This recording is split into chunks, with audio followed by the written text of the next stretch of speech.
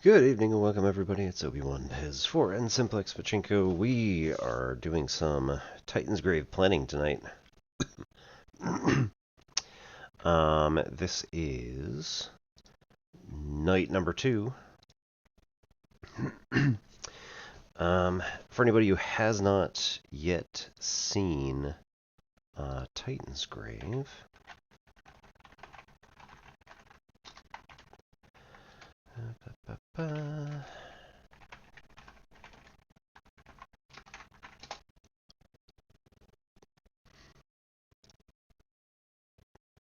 nope, don't do that.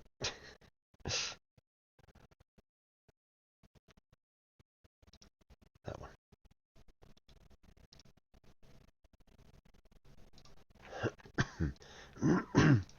This is the actual YouTube video to begin watching.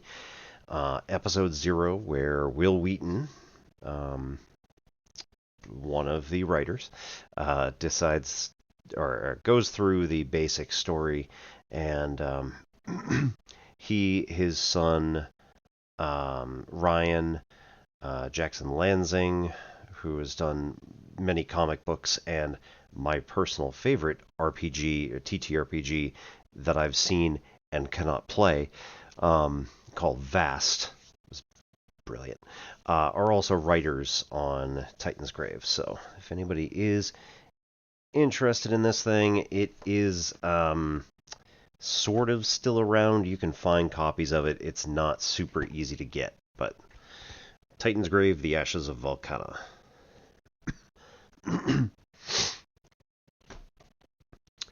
So, the story so far. We've gone in and poked around with a few bits and pieces and tried to... One sec. Move that up a bit. Got stuck on, like, below my... yeah. Got stuck below my, the bottom of my screen. So, welcome to Volcana. This is a techno-fantasy realm set in the Fantasy Age system. Yes, it is actually capitalized. I spent the last week, thinking about stuff, and I came up with some names for the continent itself, because Volcana is the entire world, and the main continent over here, I assume, is just gigantic, but nonetheless, maybe it just goes from here. I would need to ask Andy Law what he had seen, but I'm sure, like many of the other people around, the answer would be, well, it's whatever you want it to be. Because, of course, it is. But what I have here is I decided to name our continent upon which we're basing this entire story, Tasmetra. We have the Tasmetra Basin, which is going to be the main area of contention, I suppose, where most of the events of the story are going to take place, pending player choice. And I decided to name the main continent Uroya, or Uroja, over by the Shattered Channel. So, Shattered Channel here. And I don't suppose that actually means anything in any language. It would probably be bad if, we'd start.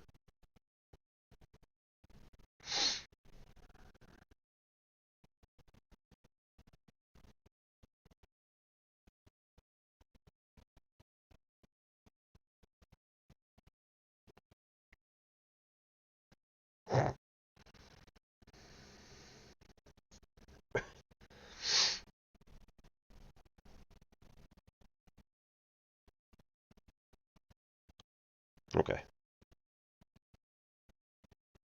Not really.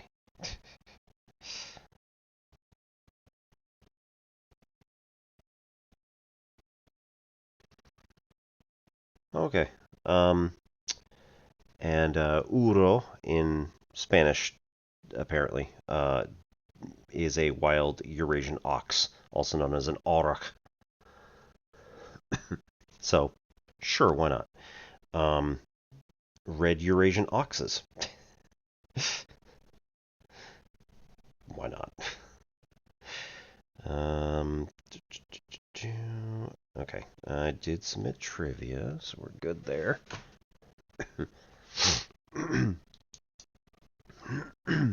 Okay, so Uroya is going to be the main continent, which again can go as far in either direction as we want. Tasmatra itself is going to be approximately 2,000 kilometers square, but chop the edges off hexagonally and put a big, um, they call it sea, put a big bay in the middle or at the northwest corner there, essentially. Yeah, hexagonal, put another bay down here, another one down there.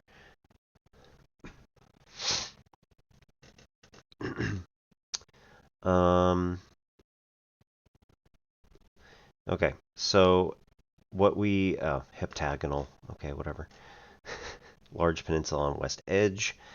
Climate of Volcana, I said, was going to be four seasonal, but the climate of Tasmatra itself is subtropical, owing to low solar activity compared with, real Earth.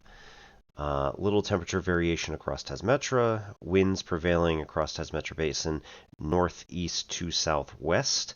I had worked that out by just saying, like, okay, if we have this, like, sort of shield um, mountain range here, then like where would our um,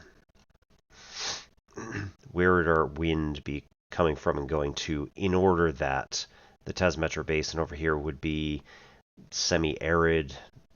I had originally decided that way down here the copses were part of a xeriscaping project that was essentially 1,000 years old.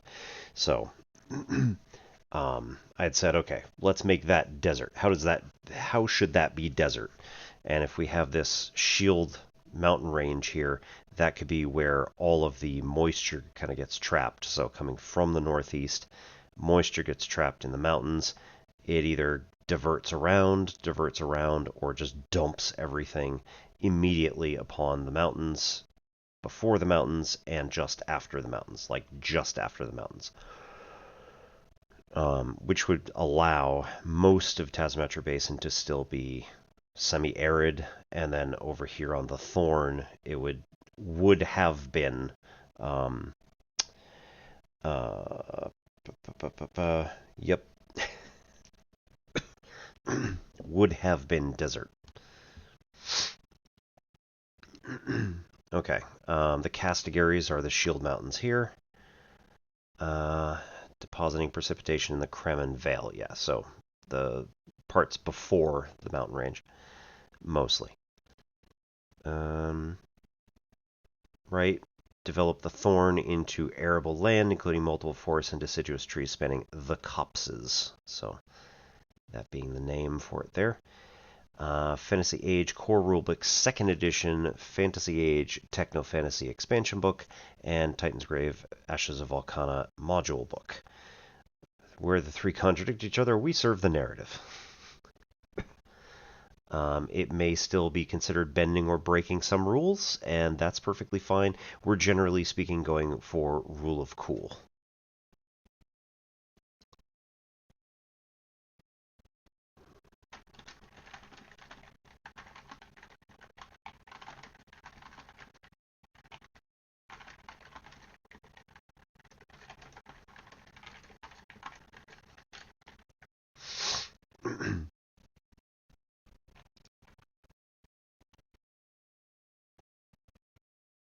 Eh, fine.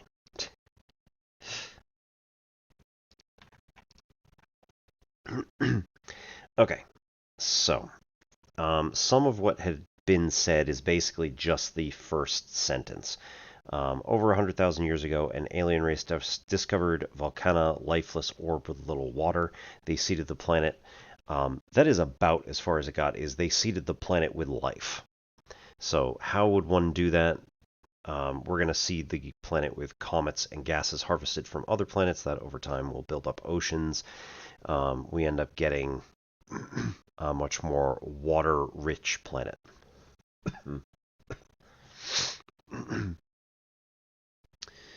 Set ancient machines to the task of monitoring and terraforming the planet, including assisting the evolution of intelligent animal life. The machines, after completing their task, dismantled themselves into simple components, little more than sand. Volcana has been continuing to evolve unassisted for at least 30,000 years. So this would have, again, done accelerated evolution in order to produce all of the species of humanoid, player character races, essentially.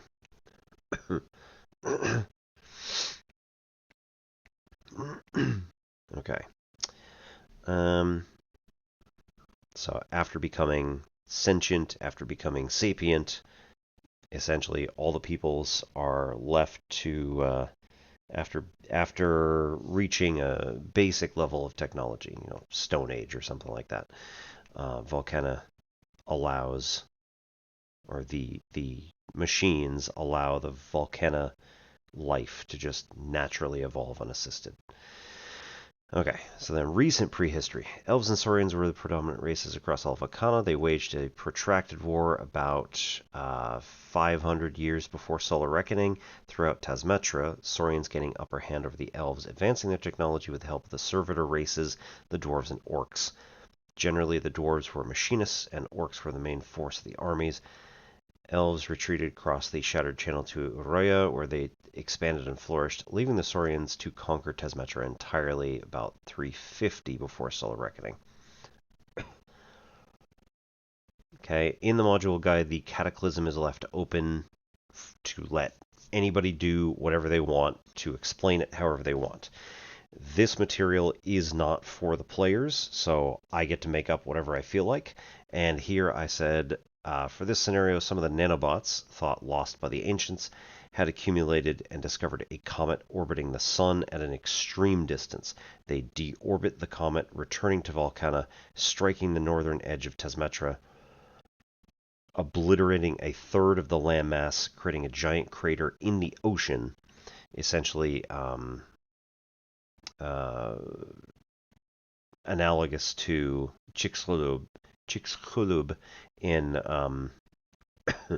Gulf of Mexico. No. I know what you're thinking. And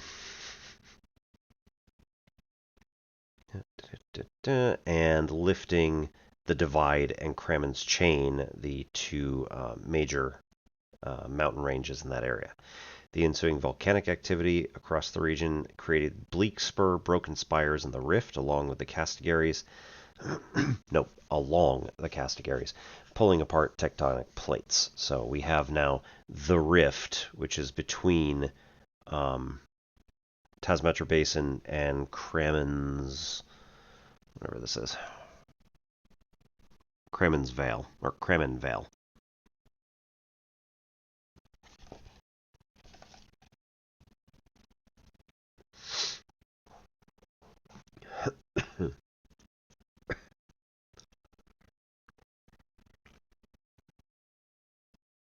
Whatever land remains north of the Divide is burned sterile after the Cataclysm, or during the Cataclysm, becoming the Wastelands.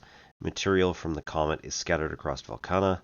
Most notably, the remaining nanobots protected from planetfall either by falling off the comet on a small piece of rock and ice that slowed dramatically and did not burn up on atmospheric entry, or by burrowing deep within the comet to withstand the blast, or by scattering away from the main blast on debris, or by constructing a rudimentary flying discus in the upper atmosphere and gliding to safety. The These nanobots found materials on the surface and began attempting to construct useful protection, mostly becoming melded with precious and semi-precious metals, offering good conductivity for electrical communication. Okay.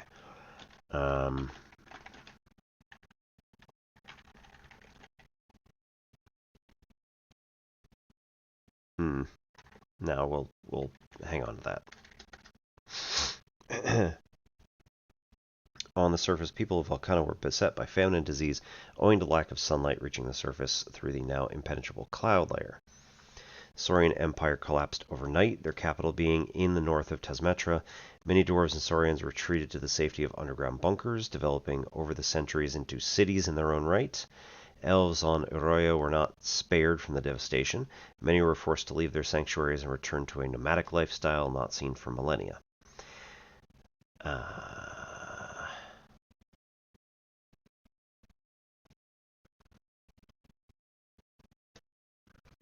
It's not that far off, though.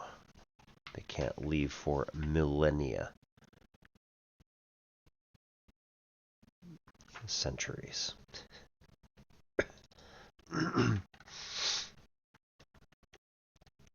Or nomadic lifestyle has not been seen for millennia.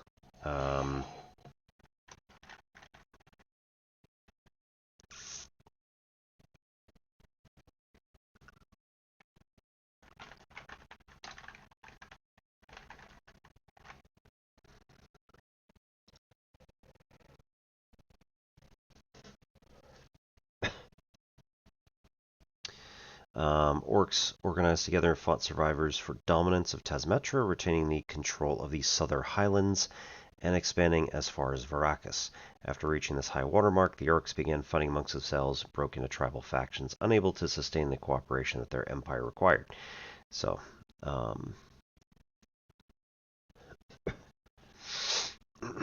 yeah. Regional, tribal, and regional factions. Elves wandering Uroya discovered human, beastfolk, gnomish, and halfling races, beginning to create trade routes, and discovered from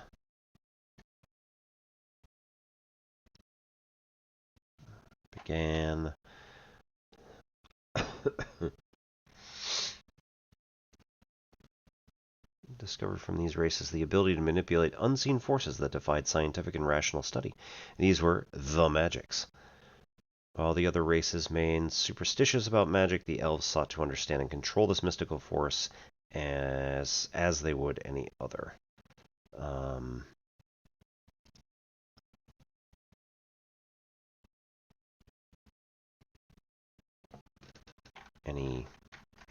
Oops. No, that's right. As they would any mundane forces. Kiddo came home today and decided that they were going to make chocolate chip cookies. This one, they were so upset that it was a little, like, slightly darker and smelt like, oh no, it might be burning. They're fine. These are a little bit slightly crunchier than the other ones, but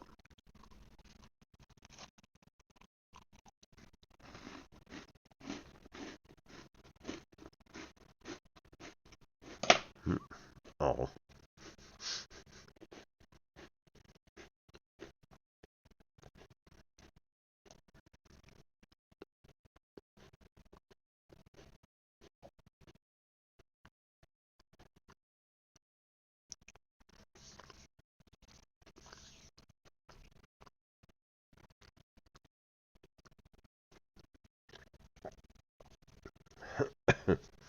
As it turned out, today was also my mother-in-law's birthday, and she was quite famous for making, like, baking anything. So Kiddo coming home wanting to bake chocolate chip cookies, which was like Grandma's favorite. And they never met, but they do have the same name. It's just like wild coincidences. So, oh well. Would have been Grandma's 79th. Just shy of big 80.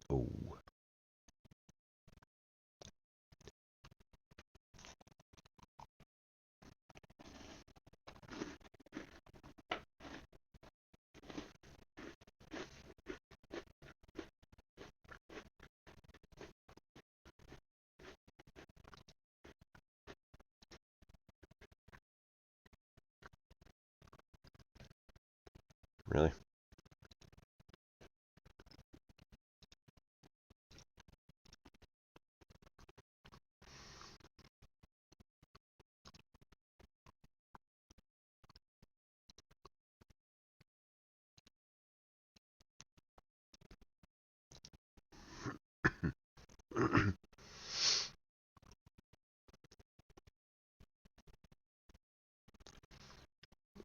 All right. Universities were founded during the Endless Night, some dedicated to magic, others to science, and many to an attempt to marry the two.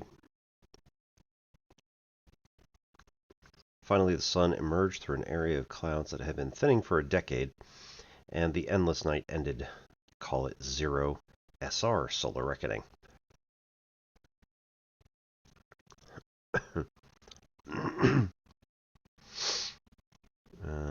I mentioned Solar Reckoning up here, right?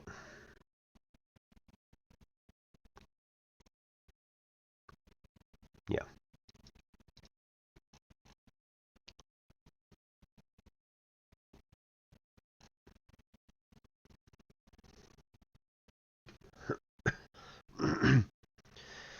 This led to an unprecedented boost in technological study for the elves and other continental races, Uroya, leading to increased trade on Tasmetra, leading to greater cross-cultural connections between underground city dwellers, predominantly Saurians and dwarves, the above-ground dwellers, predominantly Saurians and orcs, and the continental races, well-mixed societies.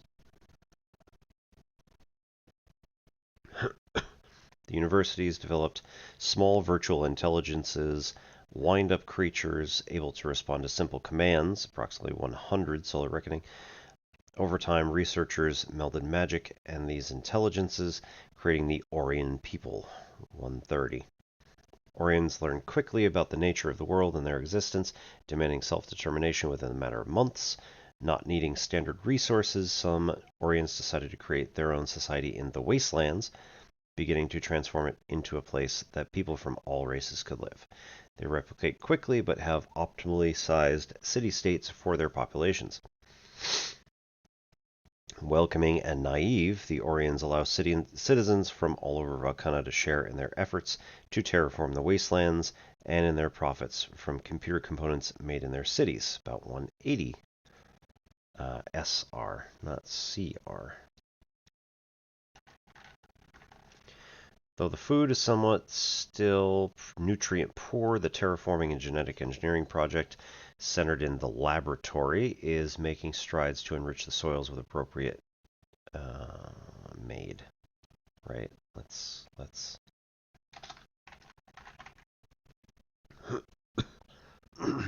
was. This is an historical document. Nice try.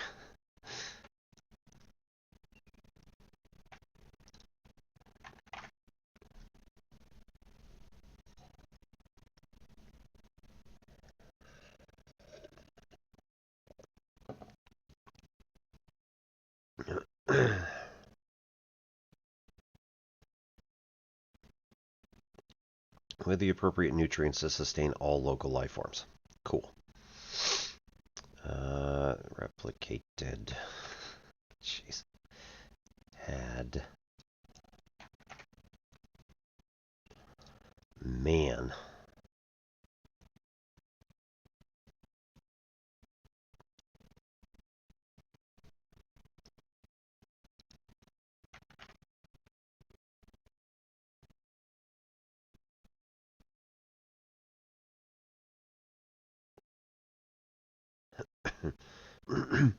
Alright, during the intervening centuries, a group of Saurian supremacists captured Orions and performed experiments on them to determine the nature of their existence and how to offline all of them at the same time should the need arise. This research was a closely guarded secret, even among the Intelligence Directorate personnel. Near to 500 Solar Reckoning, a group of Saurian scientists in the Intelligence Directorate discovered the nanobot-contaminated metals at Hallock Station. They discovered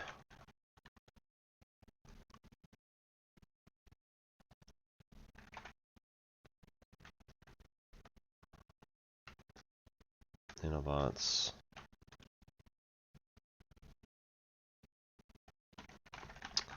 through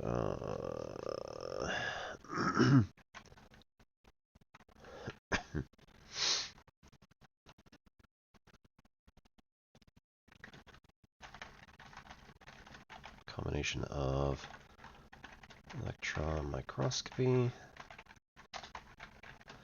and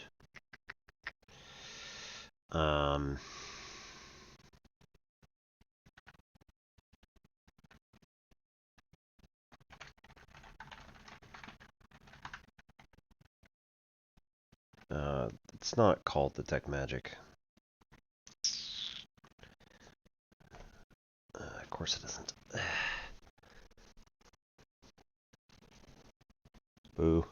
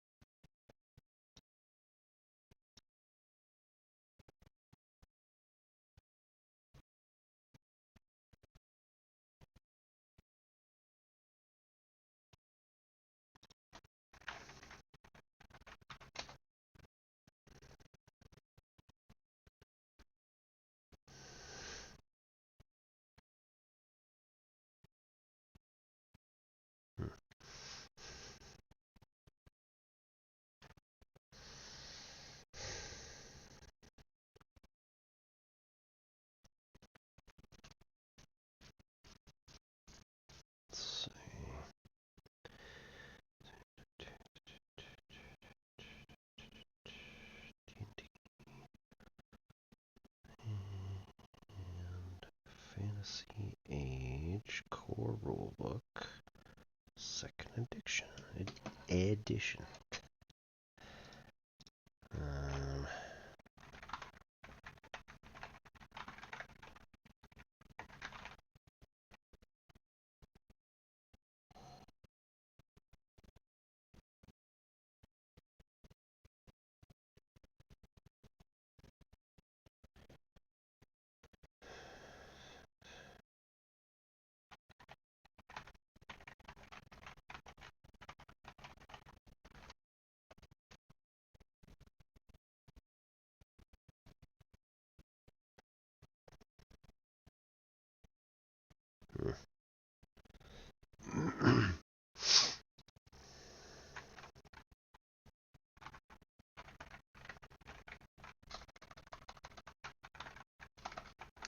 Stop.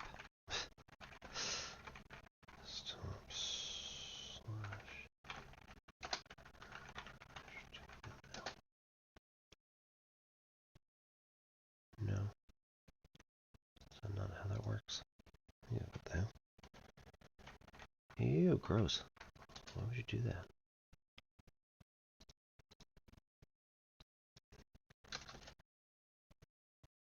Huh, okay. Well.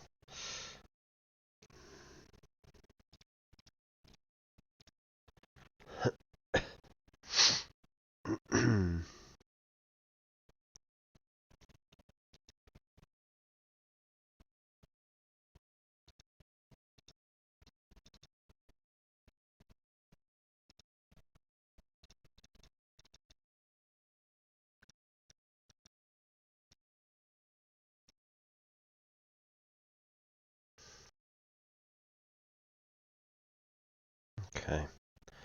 Unfortunately, the search function is not working here, nor is the page function. Nor is... Oh, man.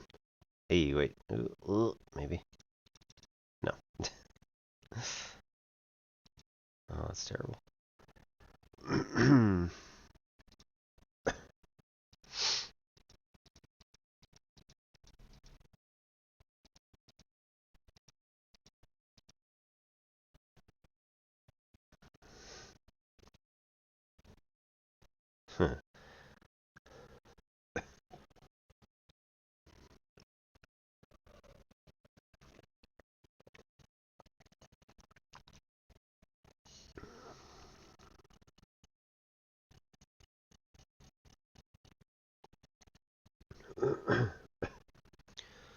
Something at the back of the book says peril pool.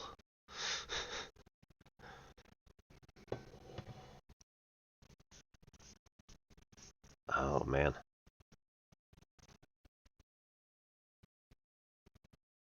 Peril activation.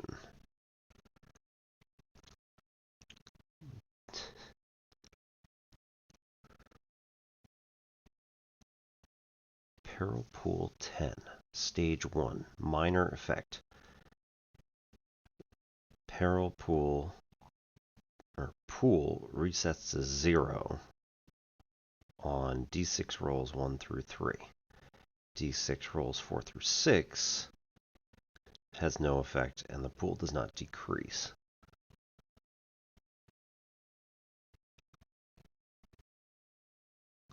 Stage 1, minor effects are possible. Pick one of the following. Test, +2 to the next test's difficulty, or success requires an additional test using another ability. Failed test brings about new minor hazard. Hazard. Hazard's lethality increases by 1d6 damage or includes an additional ill effect. Investigation. It takes an additional test or special circumstance to unlock a clue. Social. An NPC's attitude drops one step out of the character's favor or can only be maintained by satisfying some odd or awkward desire. Oh no.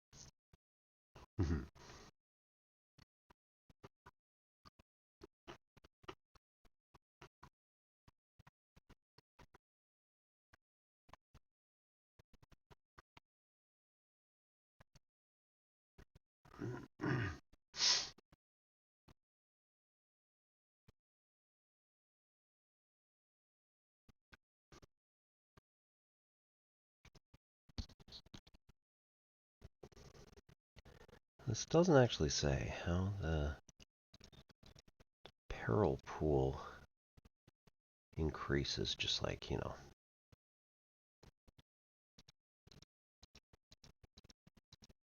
on a regular basis.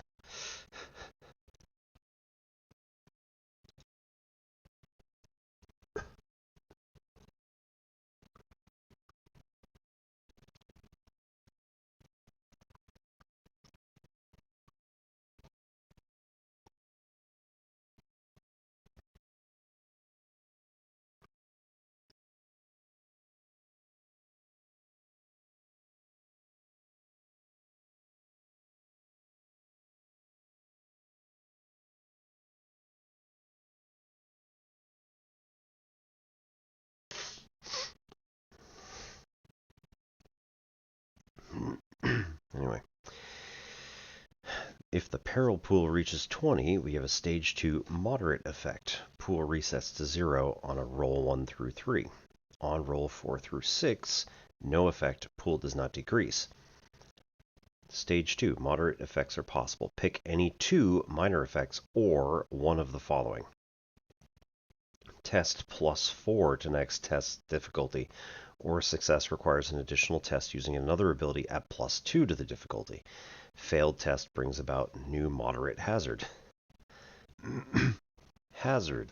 A hazard's lethality increases by 2d6 damage or includes an additional serious ill effect. Investigation. Opposing forces are alerted to the investigation and misdirect it, so an additional lead or clue must be investigated in order to progress. Ugh. Social. NPC's attitude drops 2 steps out of the character's favor, or can only be maintained by performing a difficult task. An NPC learns a secret detrimental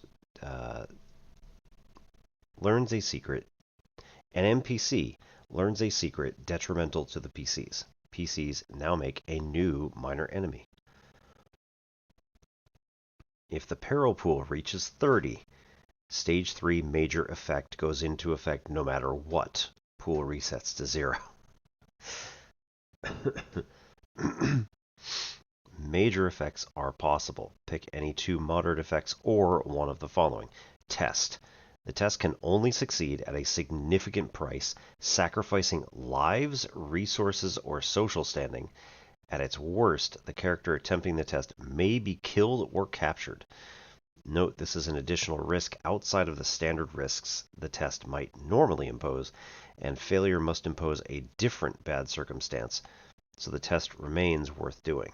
For example, a character might need to hold a door closed against enemies or a wall of water so that allies can escape.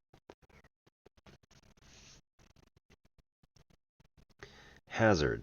Surviving the hazard leads to an even more dangerous situation, such as a worse hazard or an encounter with adversaries.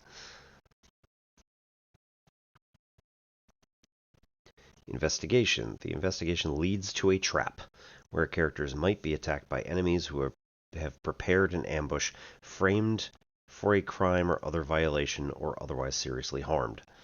Social. An NPC with favorable attitude becomes hostile, or one with an unfavorable attitude becomes very hostile. An NPC learns a secret which could lead to serious effects, such as being hunted by the authorities or rejected by loved ones, with a consequent modification to any relationships, memberships, and titles. Daring pool. At the beginning of an adventure, daring pool starts at 0. Add 1 to the daring pool every time one of the following occurs. Player fails an ability test and rolls a 1 on the stunt die.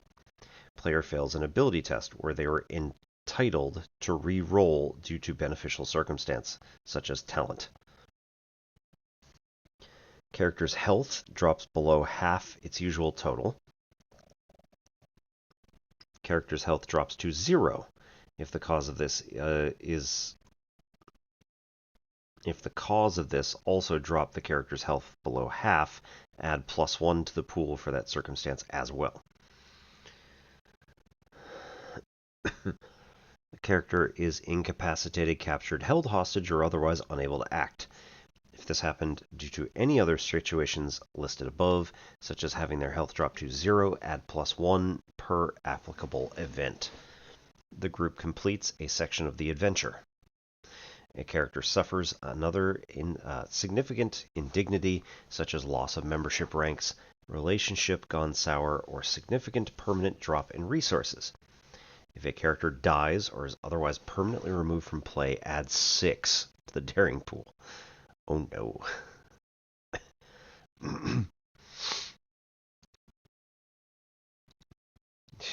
That's the only mention of peril and daring, and it doesn't actually say like how that works exactly. Peril. There we go. 194. Yeah, still can't do that. Oh, that's gonna be terrible.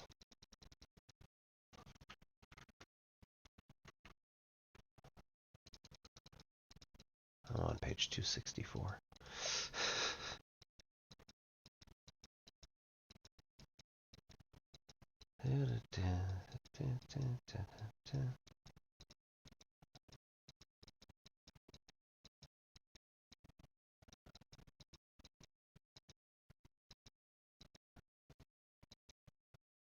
There we go.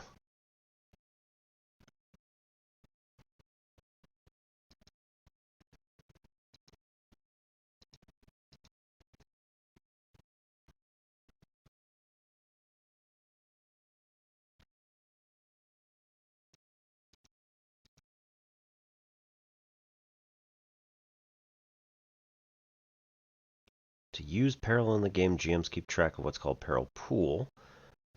At the beginning of the venture, peril pool starts at 0. Add 1 if player succeeds on an ability test and rolls a 6 on the stunt die. Player spends 4 or more stun points to perform stunts in a single round. Characters successfully defeat an encounter or hazard. Oh no. Oh no. My PCs have been blowing through some of these things, so this is... Oh man. This could be seriously interesting. The group completes a section of the adventure. As the peril pool hits 10, 20, 30, peril may activate. To see if it does and what the effects are, roll 1d6 and consult the peril activation table. Each peril stage represents a progressively greater degree of adversity or the chance of an unfortunate reversal, ranging from stage 1 to stage 3. GM chooses an effect from peril effects table. As GM, Amy has been tracking the character's triumphs and good fortune, increasing the peril pool accordingly. When the pool hit 10, she rolled 1d6, but scored a 5, indicating nothing happened, and the pool would keep accumulating. After the characters defeat a pack of bandits who tried to waylay them on the way to town, Amy notes the pool increased to 20, prompting another 1d6 roll, where she scores a 1, activating moderate. Brandis starts investigating the bandits further. Where's their camp located? But when Brandis asks regular informant Traeger, the merchant, about it, the man says, "I'm not supposed to talk to you," and stares straight ahead. Traeger's open attitude has worsened to standoffish. Amy decides this is because Dugan the Red, the bandit leader, has made it known that anyone who talks about them will be punished. Interesting.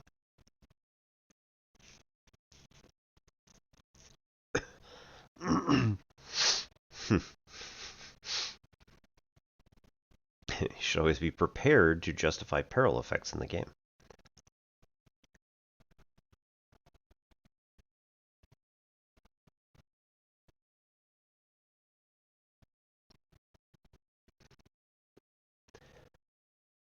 Yeah, I don't imagine that this is something that the players would know about. It's just that they would encounter harder and harder things.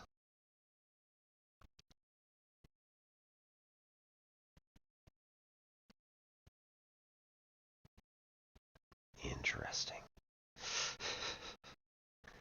Could be really weird. Anyway, I wanted to look up spells.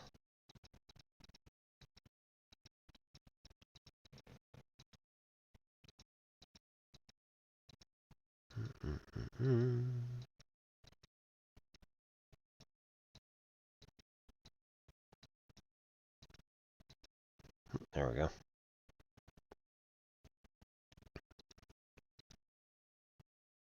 Okay, Wood Arcana. I want...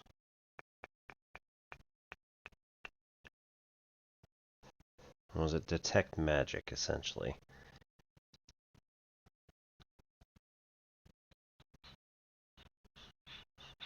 Arcane awareness.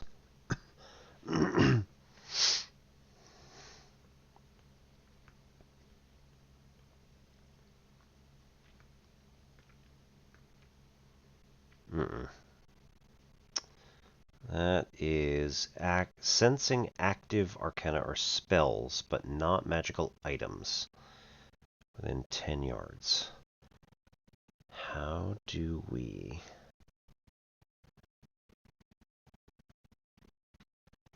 detect magical items?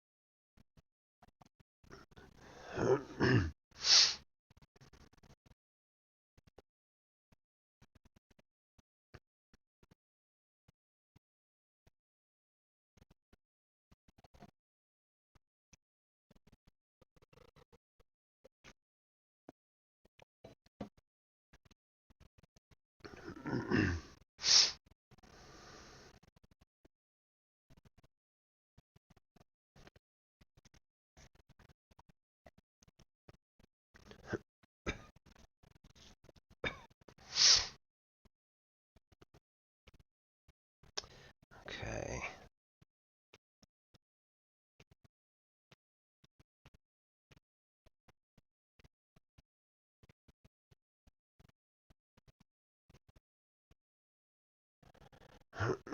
Oh, we should... Wait, hang on. I have a... Yeah. Is that... Yes, it is. Cool. Forgot to put up the picture of Volcana. Unlock. Move this over a bit. Yeah, there we go.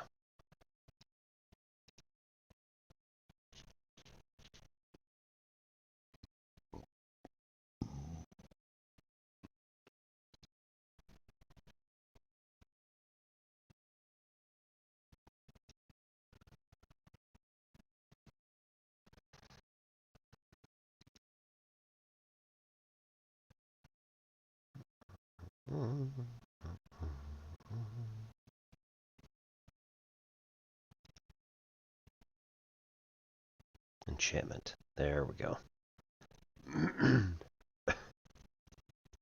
Identify enchantment. Yep.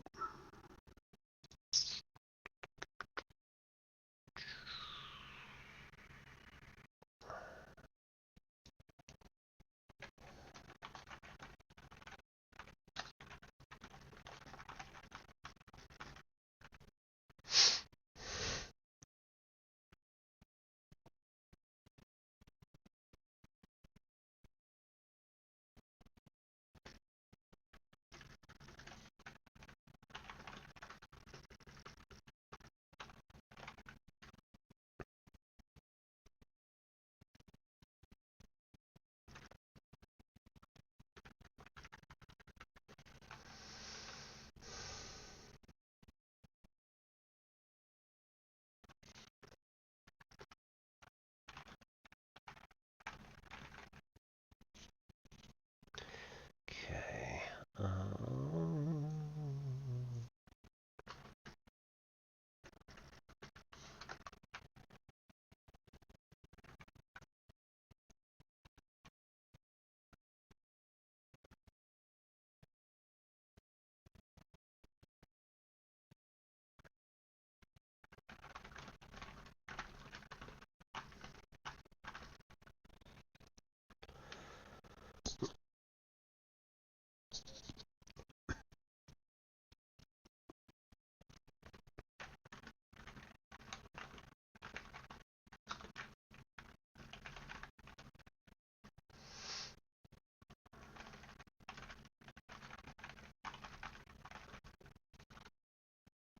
No.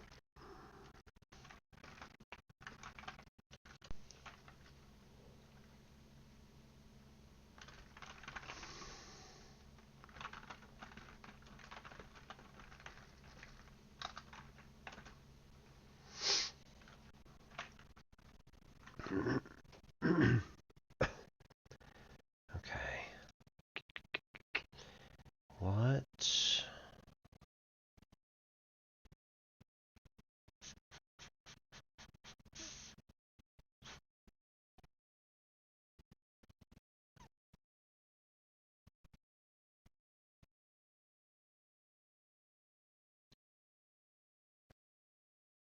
What magic will allow people to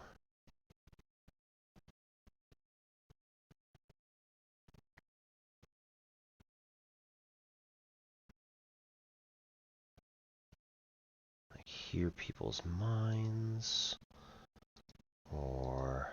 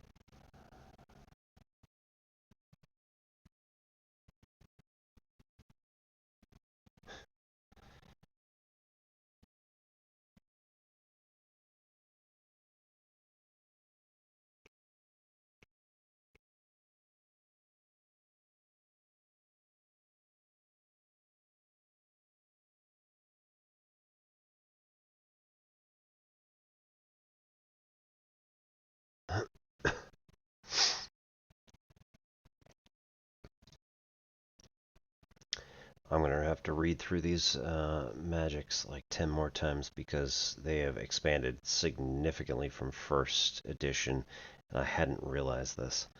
But that is quite wonderful.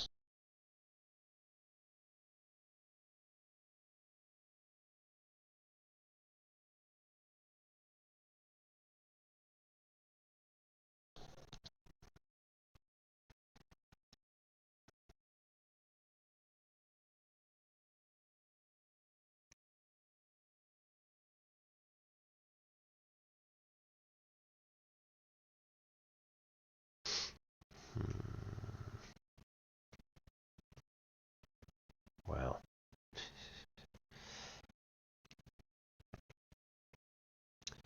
They can... Somebody with Mastery of Illusion can cast Phantasm, which can strike somebody for 2d6 plus your willpower score of basically psychic damage. That's pretty impressive. Okay.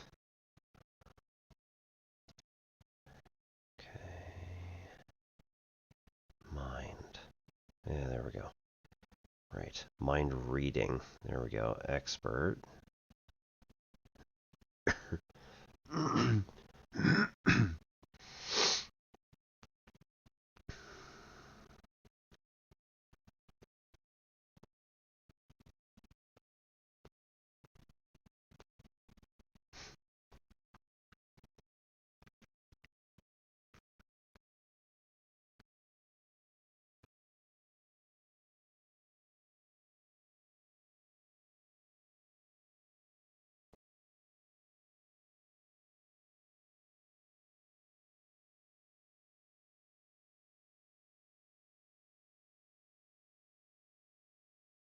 Wow.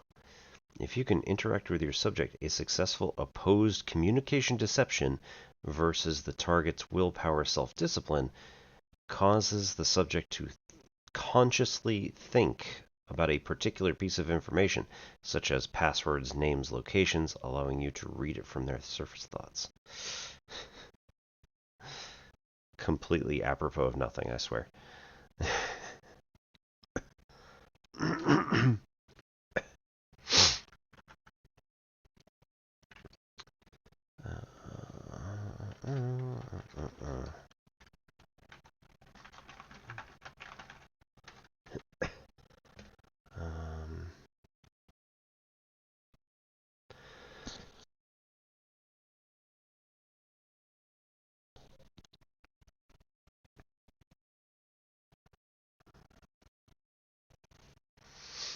Nanomot's convinced a researcher to construct a circlet, ostensibly to be able to study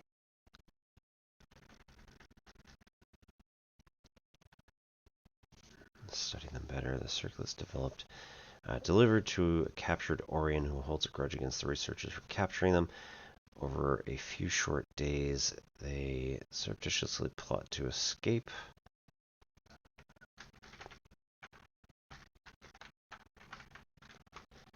Running hundreds of simulations.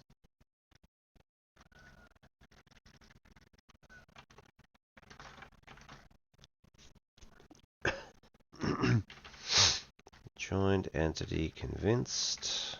Multiple researchers and security guards to help them. Slowly altered their moods toward aggression and sowing seeds of discord among the teams.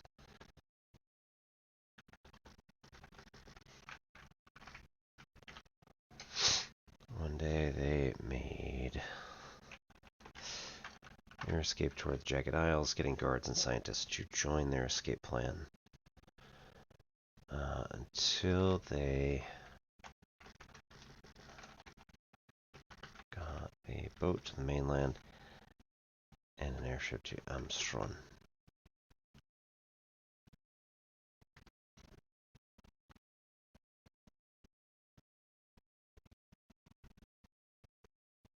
Okay. Now that we've read everything, it's time to go for our first break. So, hooray.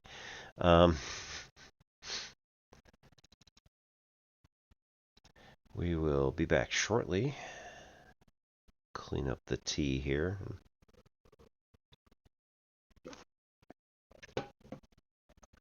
Thank you everybody for stopping on in and seeing how TitansGrave's doing. We will actually continue the document when we get back, now that we've actually caught up. And we'll see where this is going to take us, because we still have three more Orions to get through to figure out what exactly it was that they did. Alright, be right back. Thanks everybody for coming. 3 minutes.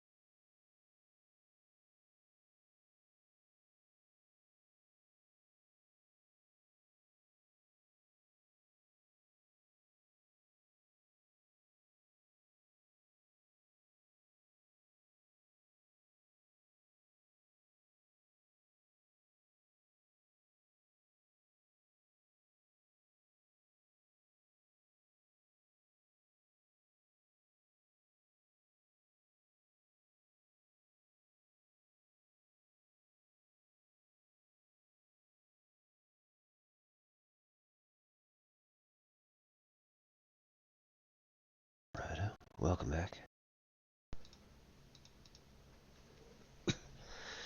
As per usual, we'll attempt to work on our Tai Chi.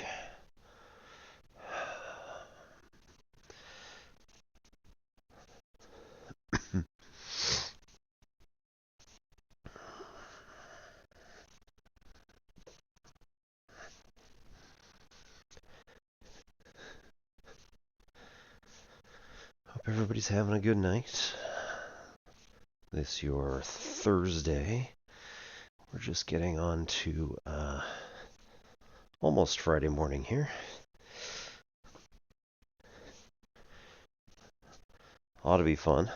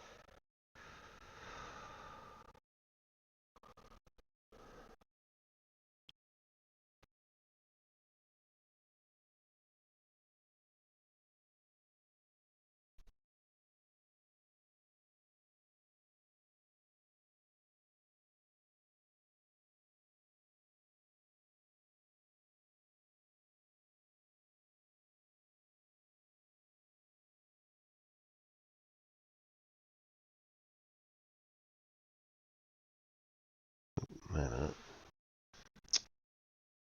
That's this one first. Lift hands first.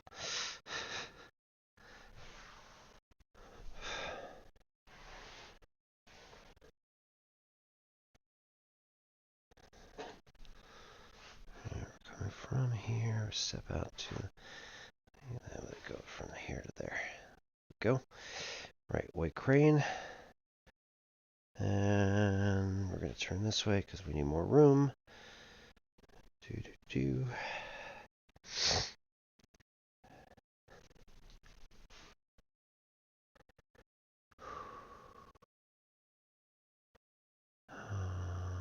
Right. Nope. Strum the lute.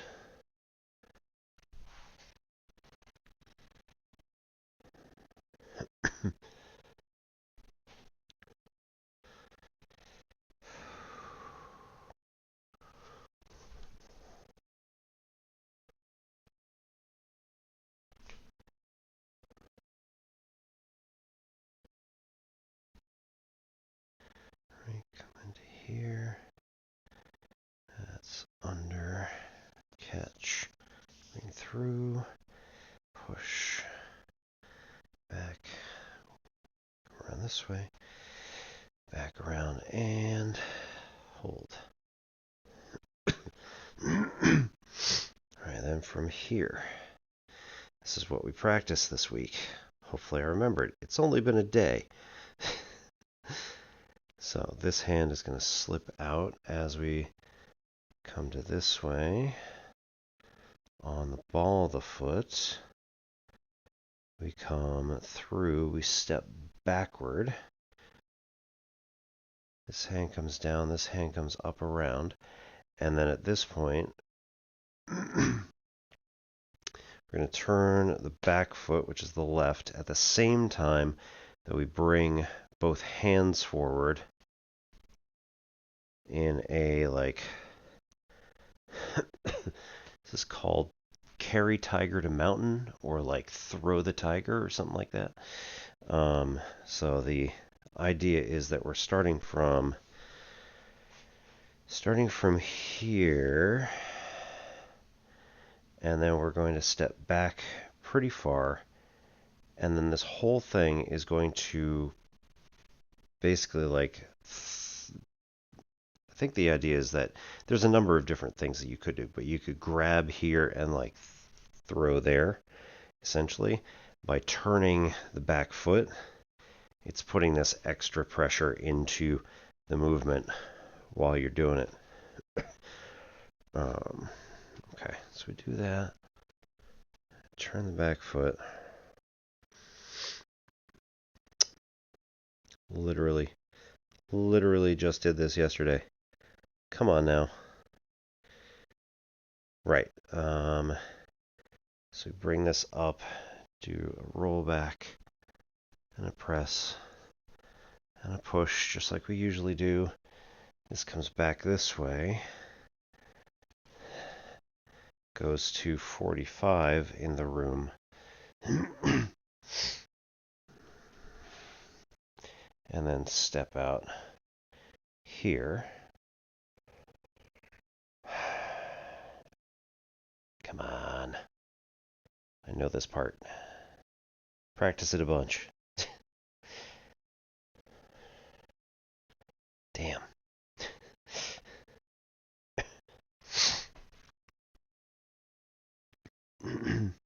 That's right.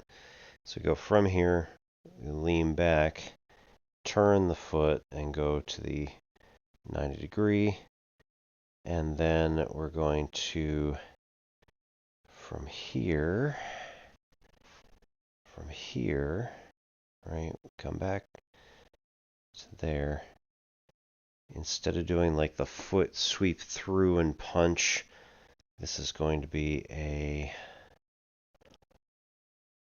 nuts. I've already stepped here. Yes. So as we step through, this is going to be a basically open palm strike with the right. Comes through, comes way back with the left. This is going to come down, and this is going to come through and like bop. Basically, whatever's in front here is just going to get bopped. That's one way to put it. So it's sort of whatever we're doing, the front hand is going to pop into person's face, or potentially like something that they're doing. All right, good times.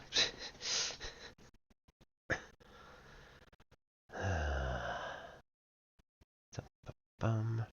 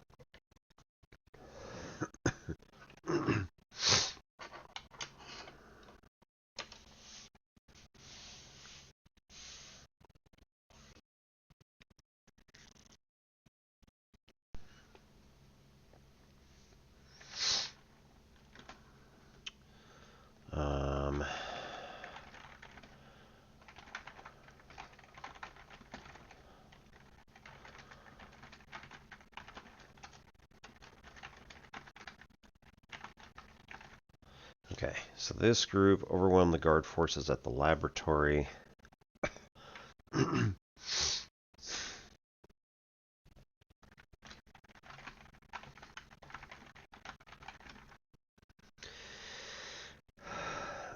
Discovered another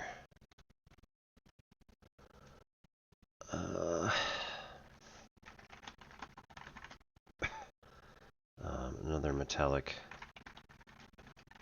colony of nanobots. Constructed another circlet.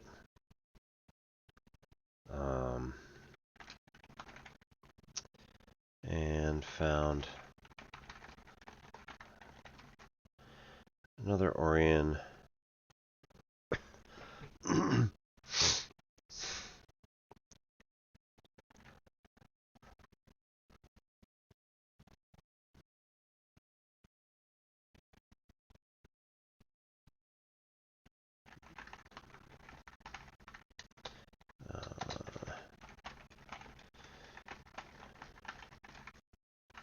This one a researcher. Genetic.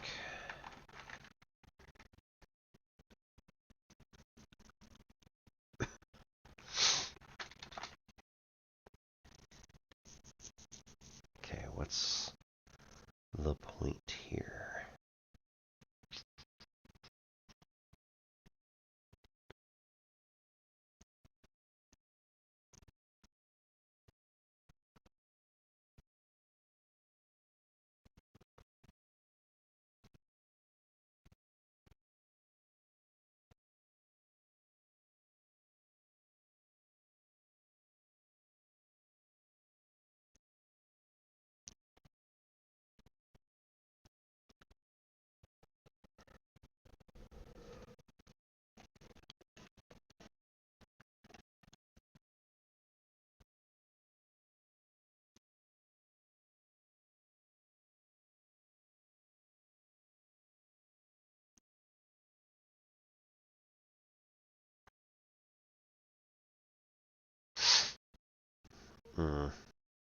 Okay.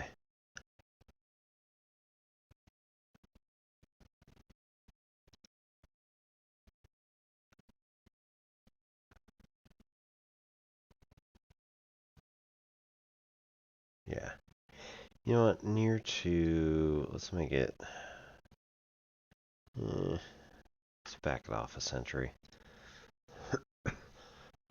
Near to 400 Solar Reckoning. Discover the Helix Station.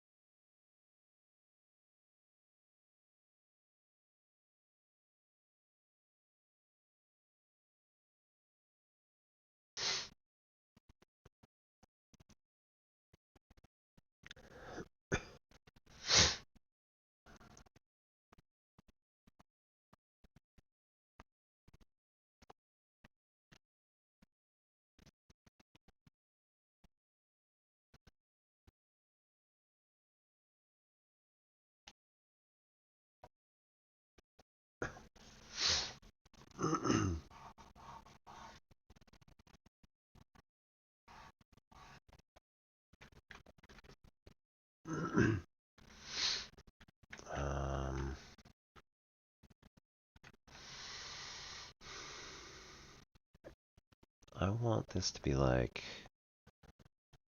They can sort of communicate.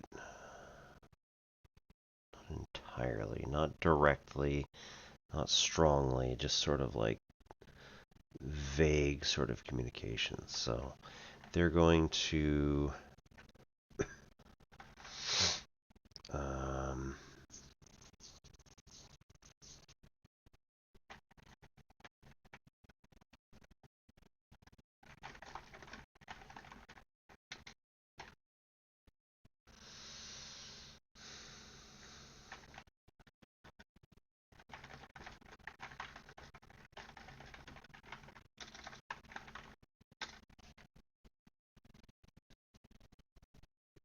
okay, having heard faint communications from another metallic colony of another colony of nanobots on common material.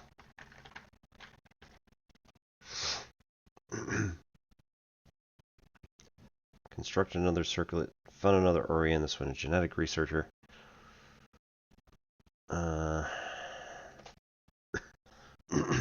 So we're going to have like more time go by.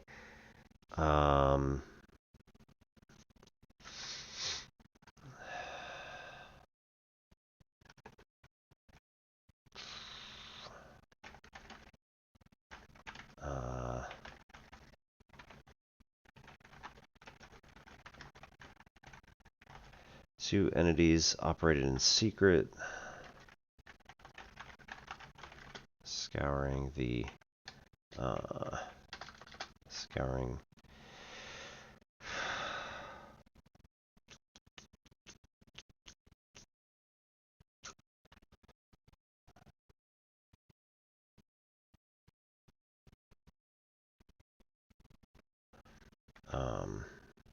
it says map, yeah.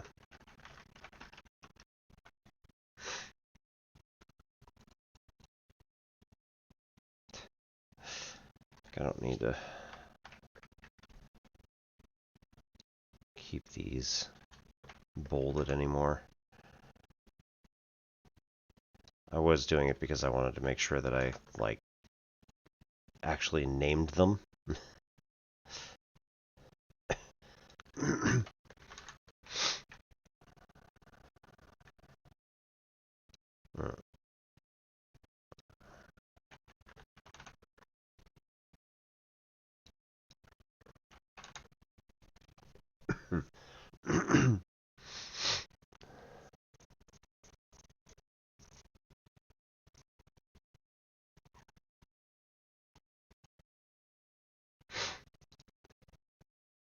Oh no. I just thought about that.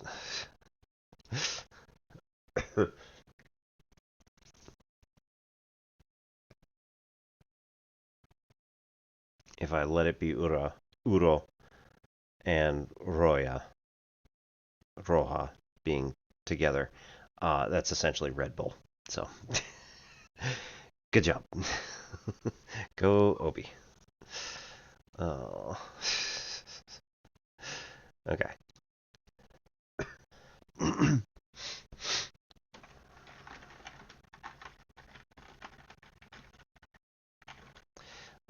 For the remnants of the nanobots,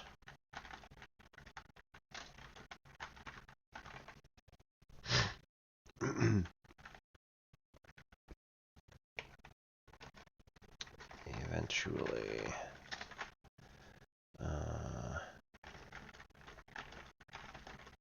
they're found on off the coast of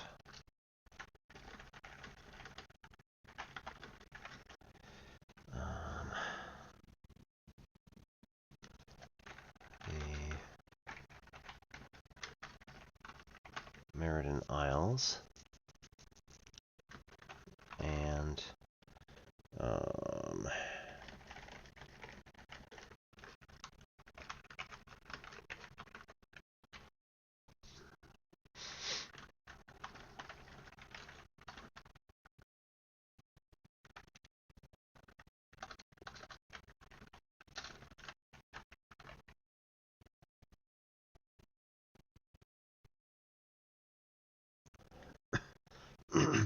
and at the top of Obsidian Peak inside of a cave. Okay, Obsidian Peak and Meriden Isles need latitude, longitude. Latitude is 10, 11, 12, 13 south.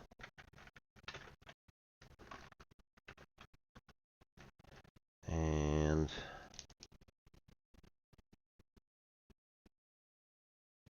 '62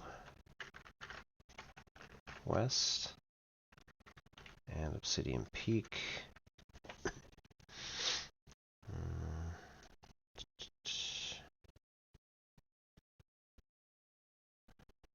Is 25, 26, 27, 28 by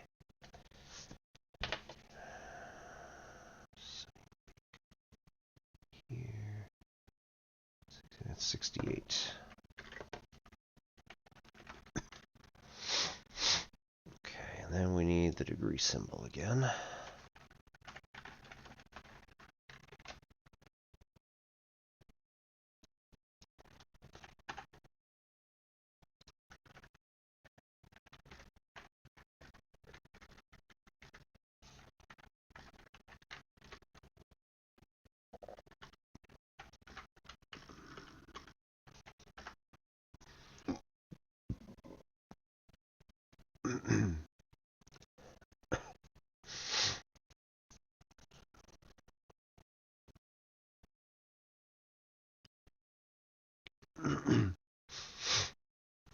Okay.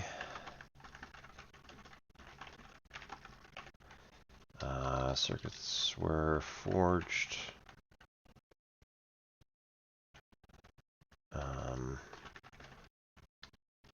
Orion hosts were, volunteered.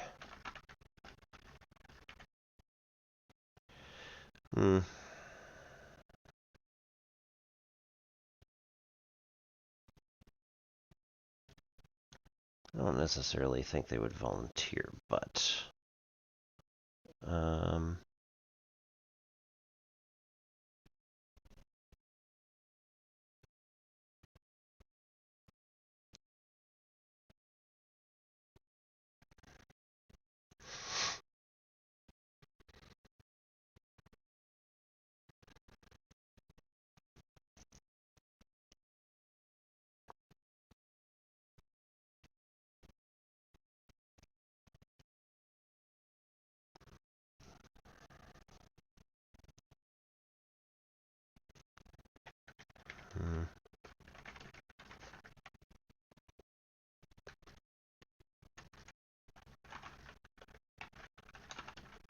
compatible Orion hosts were found with amenable personalities.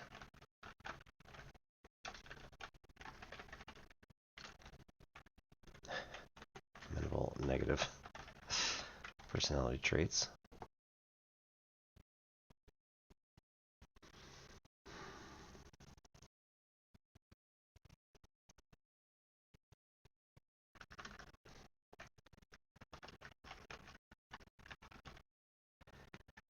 And they began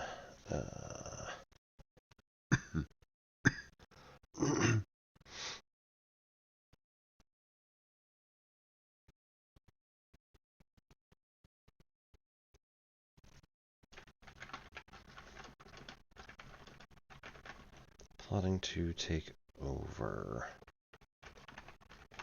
Tasmetro.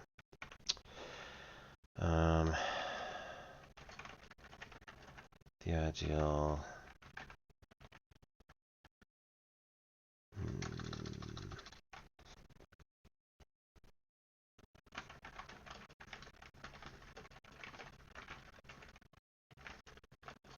ideal series of events was worked out. Oop, ow. Yeah. Let's see.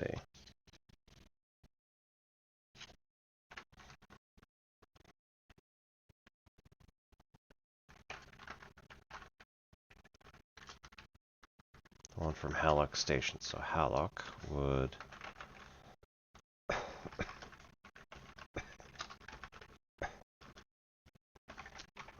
shifting the mood of the inhabitants toward aggression and what did I say up there?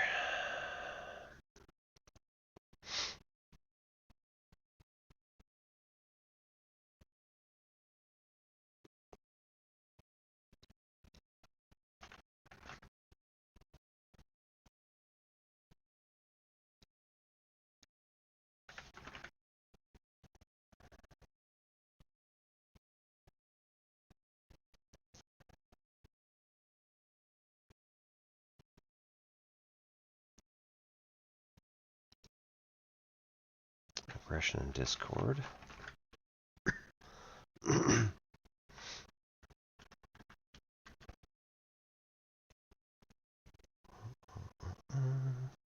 Alright, whom did I figure out should be the next one? So after this one,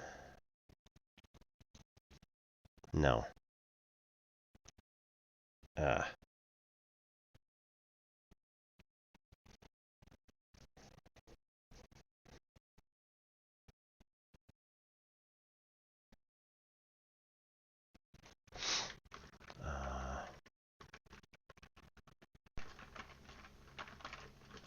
Wasteland would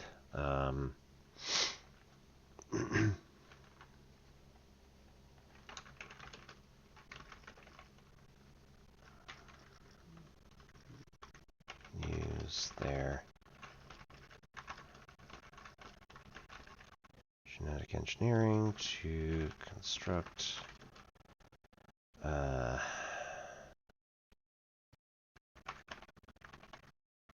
diseases in order to blight crops. Hallock would enter in the area.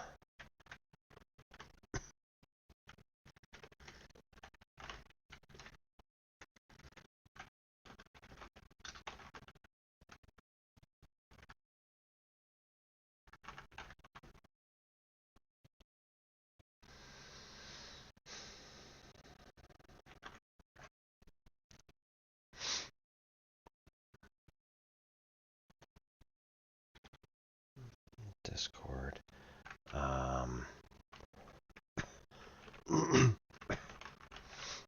Meriden would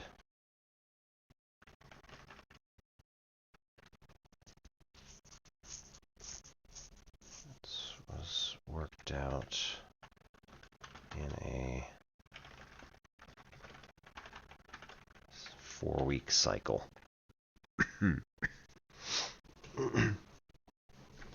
Meriden would enter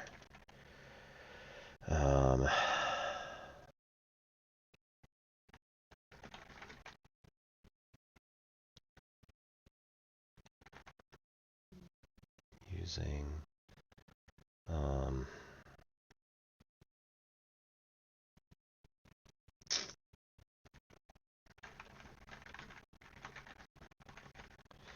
genetically engineered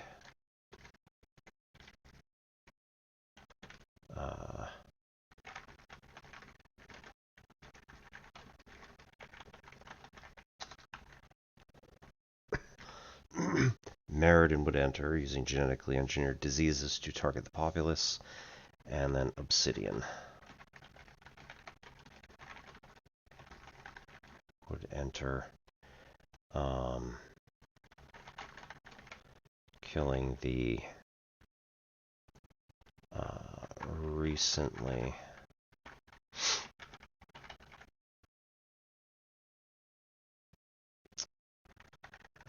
what is it when you clear a virus?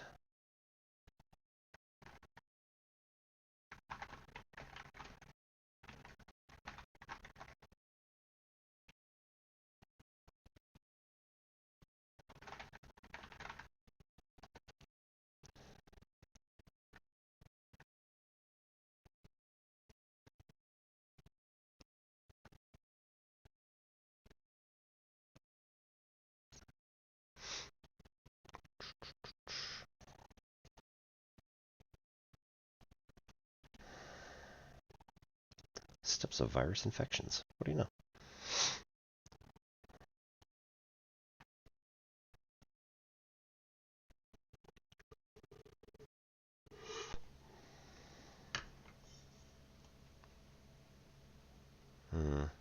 No, I want to go the other way.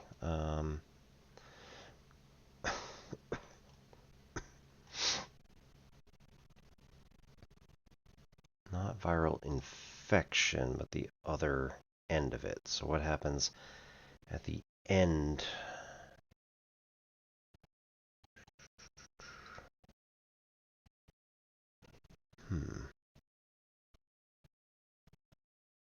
Nothing? Man.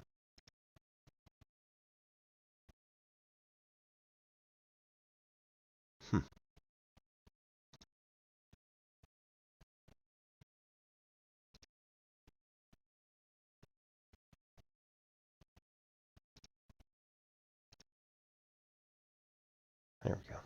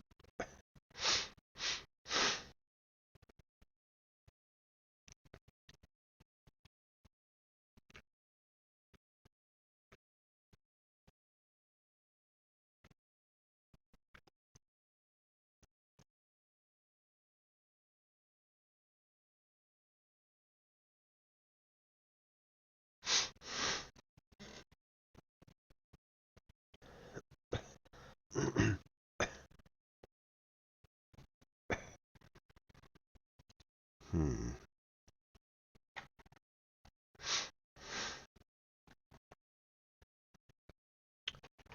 Um.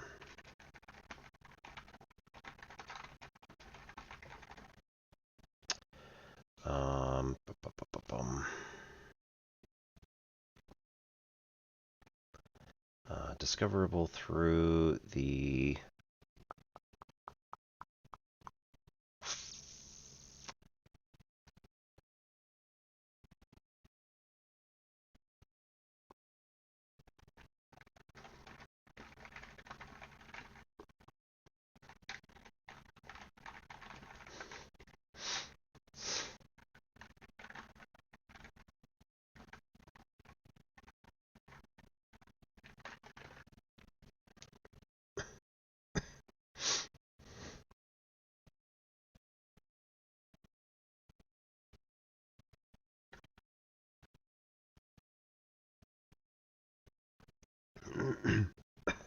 Okay.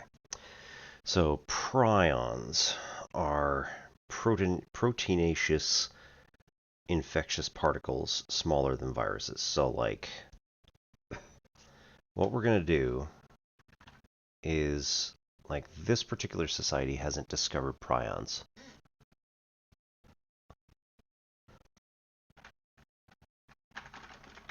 I think they're cells, right? Maybe. No, not even necessarily. So particles. Prion cells. Looks like prison cells. It is not.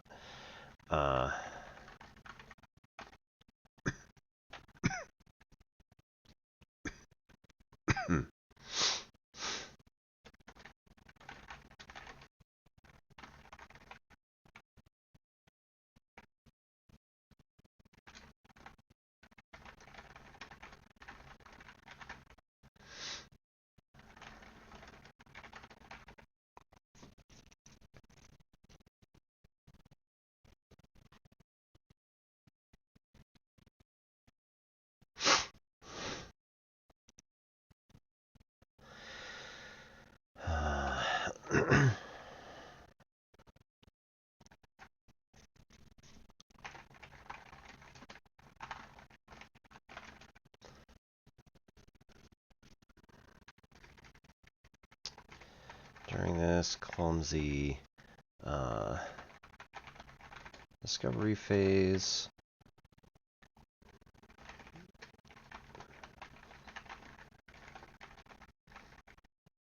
The Orions were discovered by a group of Saurian scientists who found their behaviors to be similar to a mythological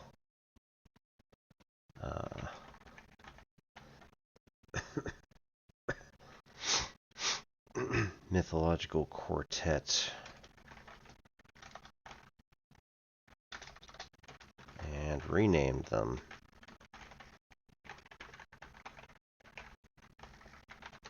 Respectively. Famine, war, pestilence, and death.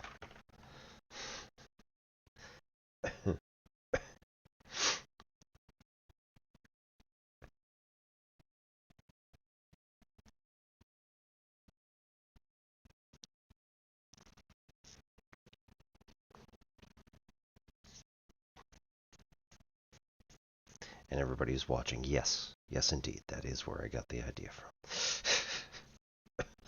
from. I actually got the idea from the Fantasy Age Bestiary because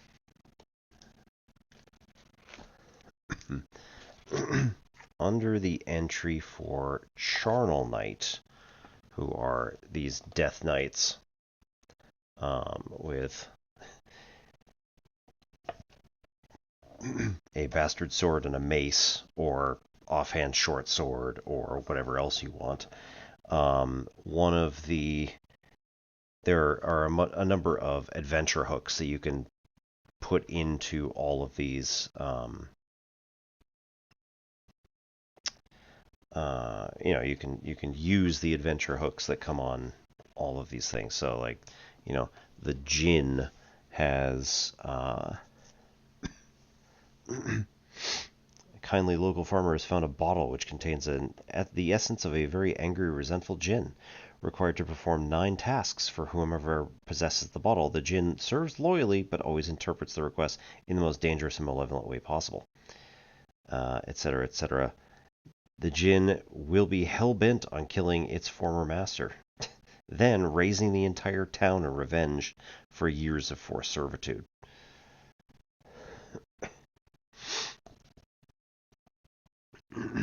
Or,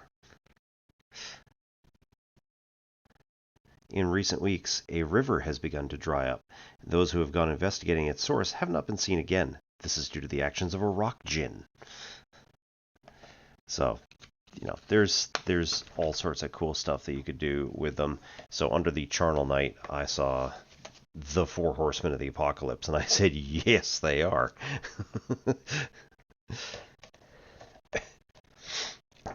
That sounds perfect. And then I was like, why would they be doing that?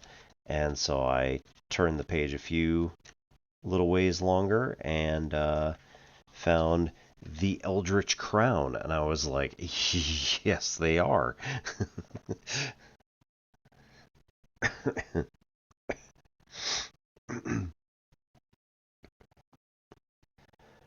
So essentially, what I've done is I've taken the techno fantasy to heart and said, okay, let's take these Charnel Knights, and instead of being, Death Knights that are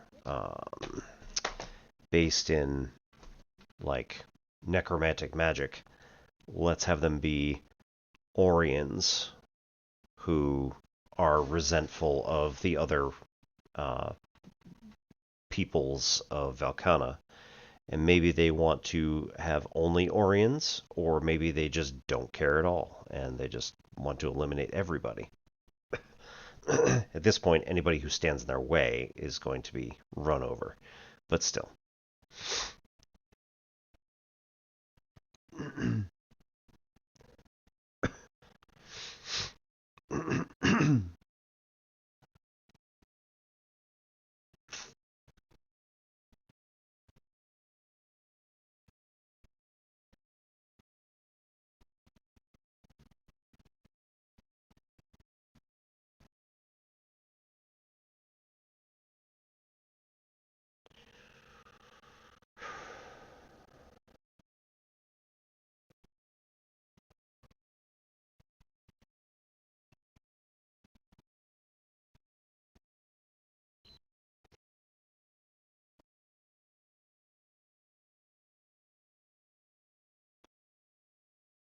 Okay, so this was the Endless Night. And then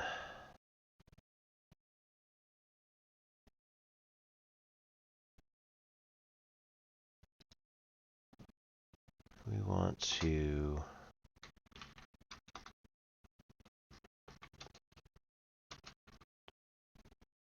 go with, what is this, heading 4.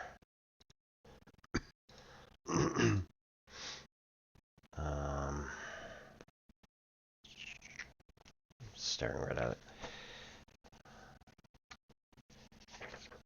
So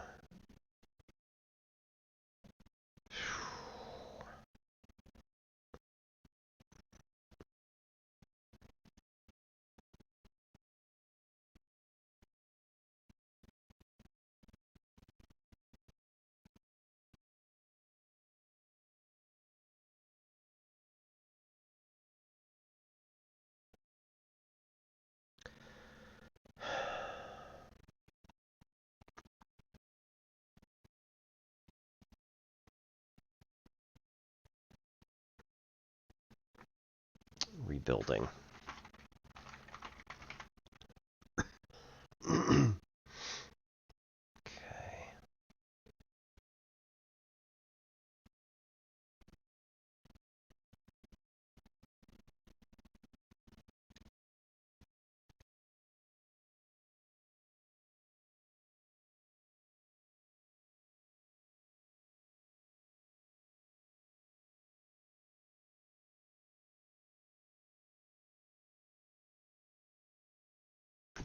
Okay.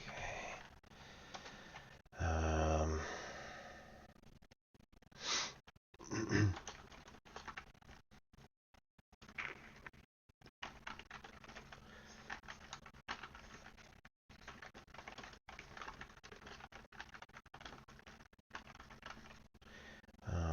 Orc slaves rebel against their Saurian masters.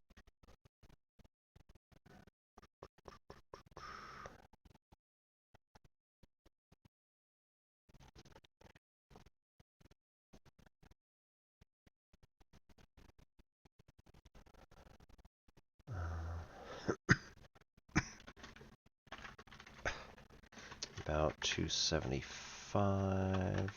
Negative 275, Solar Reckoning.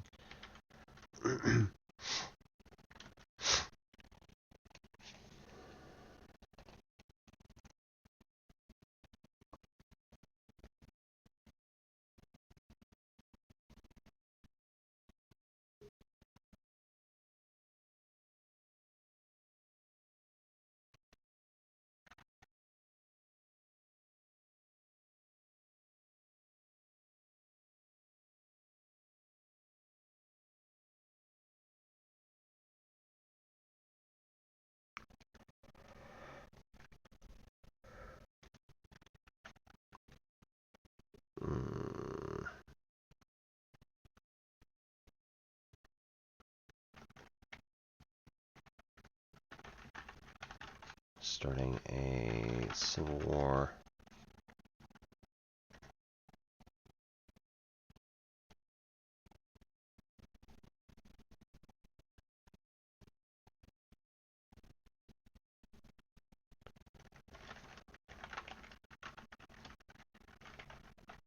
That would last decades.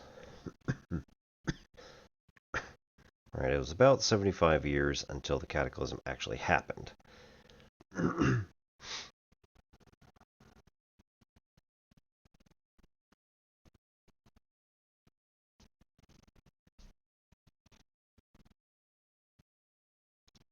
And then about, again, this is like about -200 solar reckoning.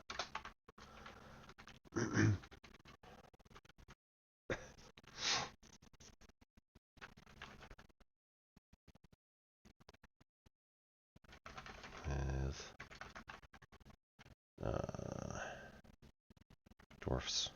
dwarves. Where are we? Dwarves.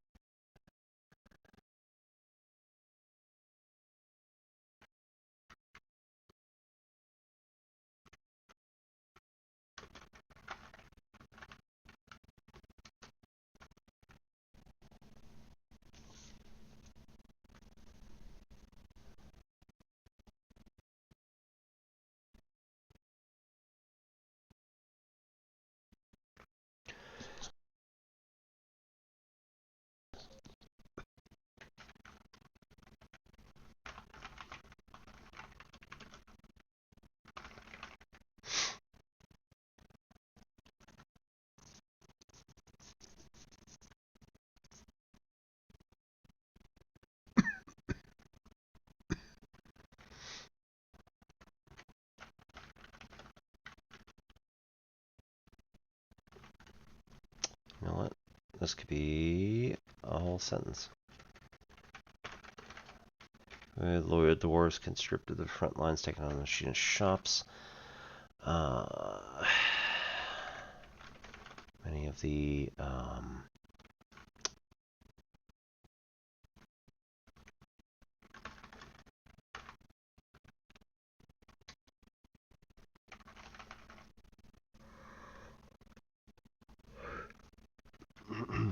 great machines begin to languish. Where beyond ability to fix them.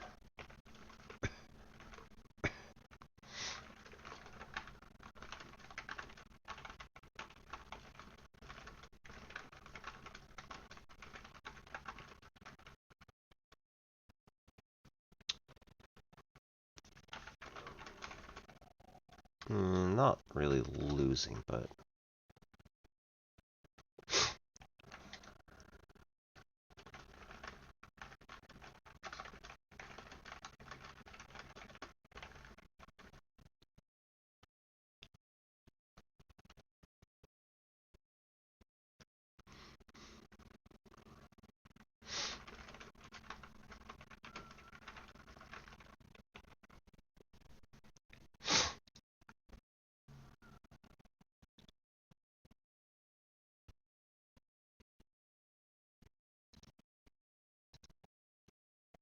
I don't know why you're underlining it.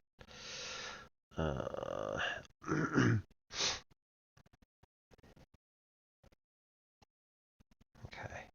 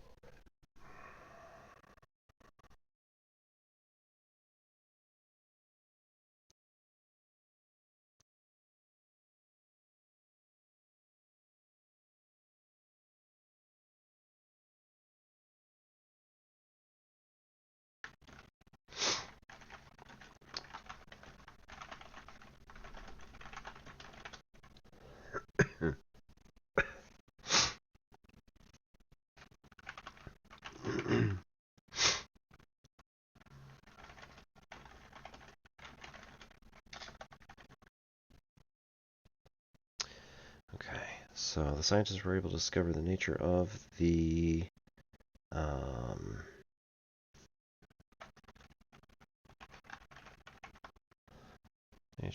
horseman and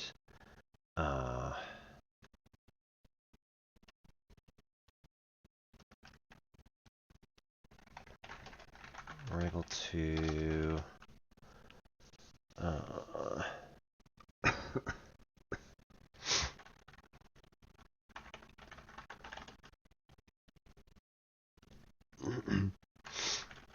code that seemingly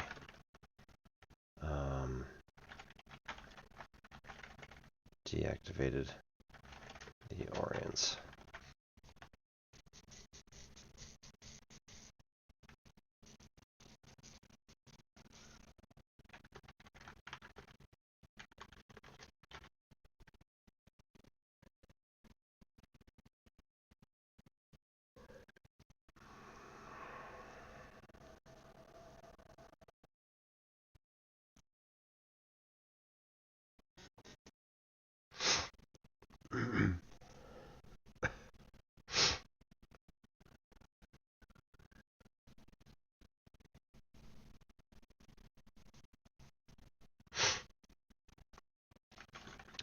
Much of the knowledge of this incident was classified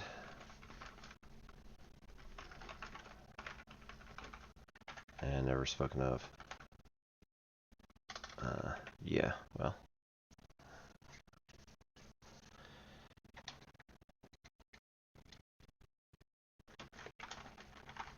As such.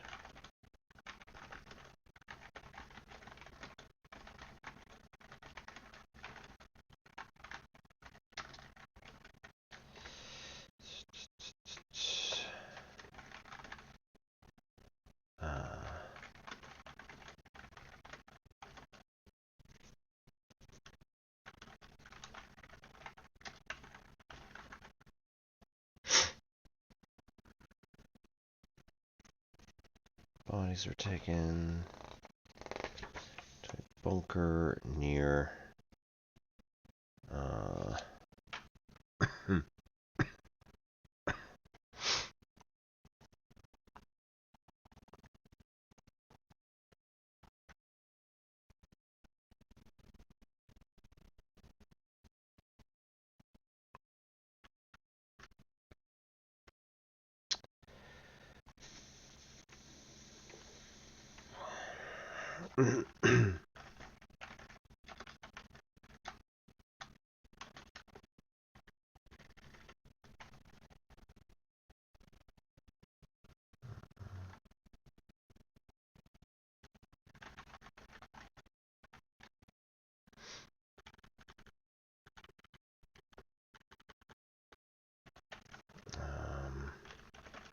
the circlets.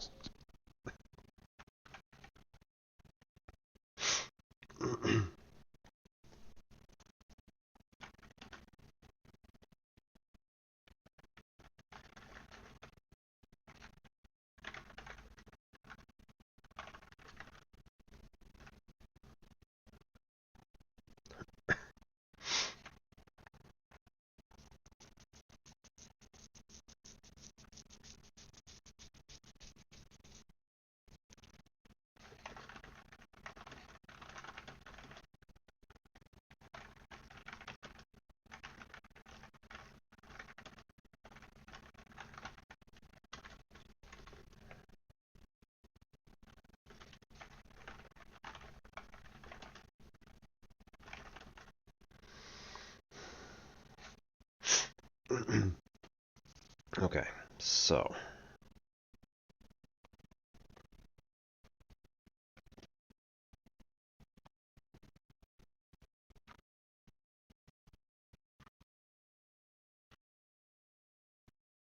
group of Saurian scientists figure out the behaviors, and then they're like, "Oh, this is kind of like the Four Horsemen of the Apocalypse. This is so weird."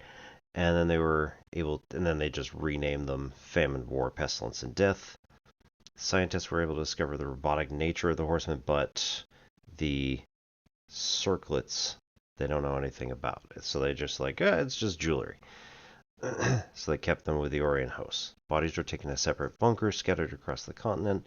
Much of the knowledge of this incident is classified and never spoken of, and as such, none of the future generations actually take this threat seriously. It just becomes, it's another myth or something like that.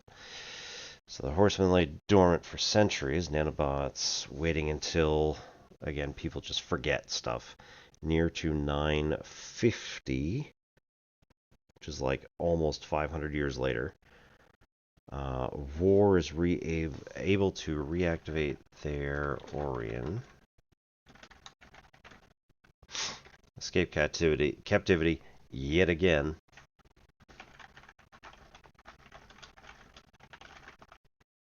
And reactivate the others.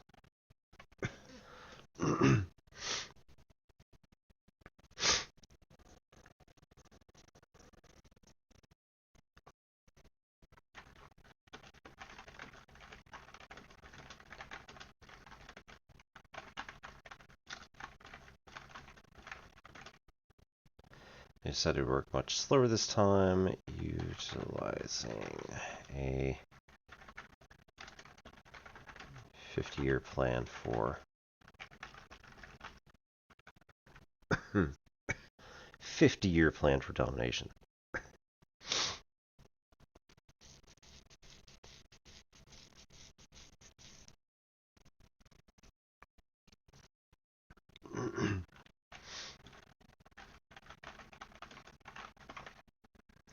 Tensions rise.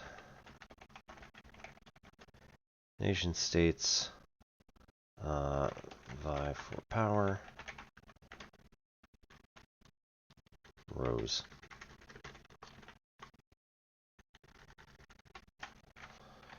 Vide. Decided. Oi. Keep writing this in present tense.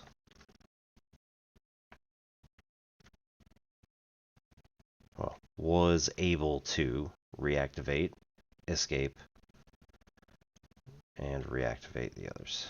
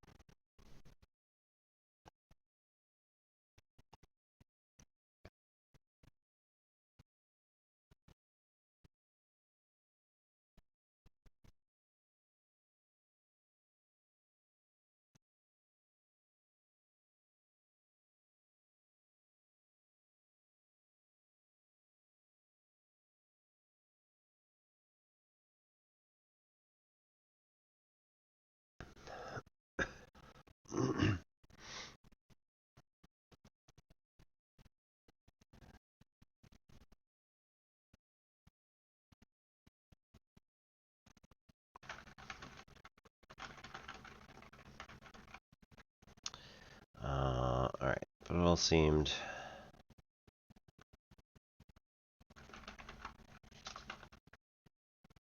natural.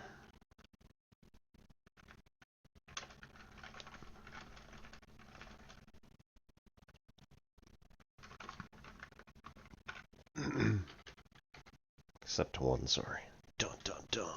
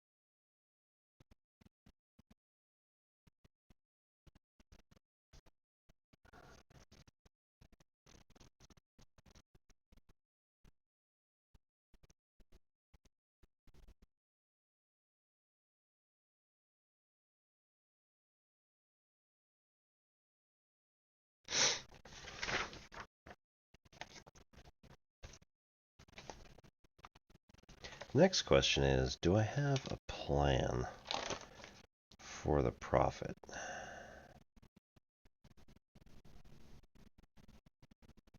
Is she...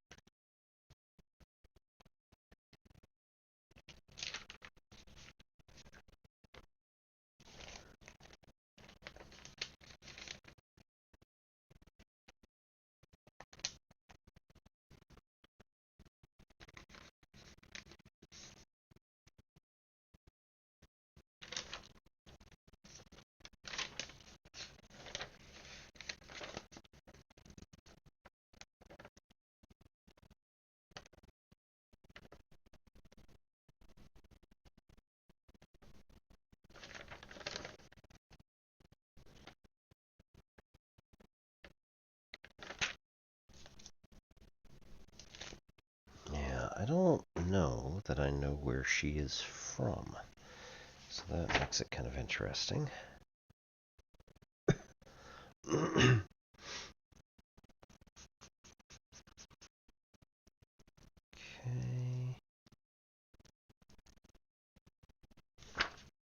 Let's check the other towns. So, of all the lands of the Tesmatra Basin, Nestora was the first to openly join forces with the Prophet.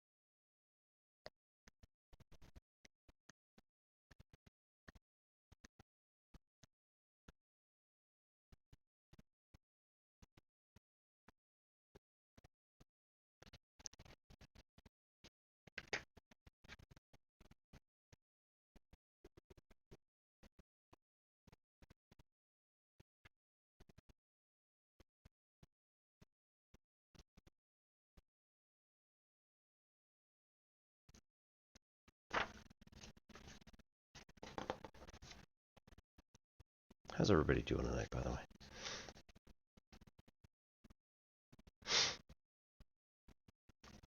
Okay. Kairos was a Saurian stronghold.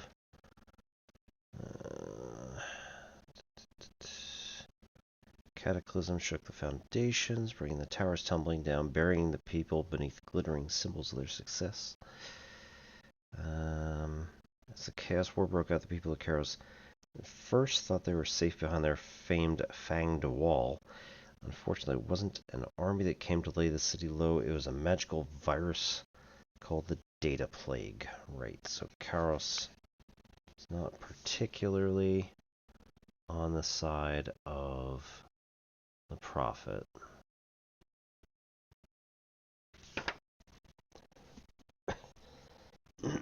Right, that's the Golem town. And the Golems keep order. And let's see.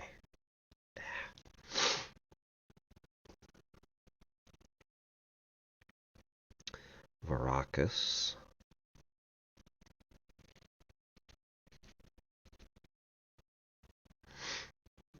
founders wove science and magic together to create an unbreakable fortress. Yeah.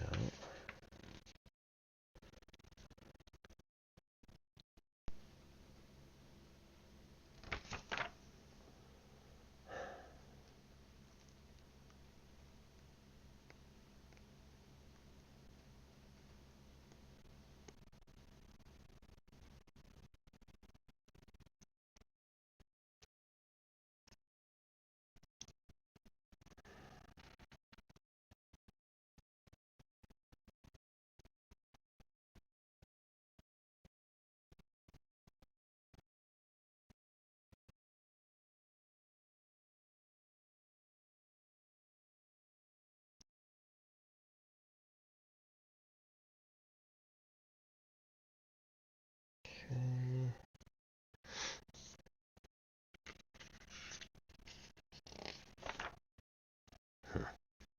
Did not do Holishton. Okay.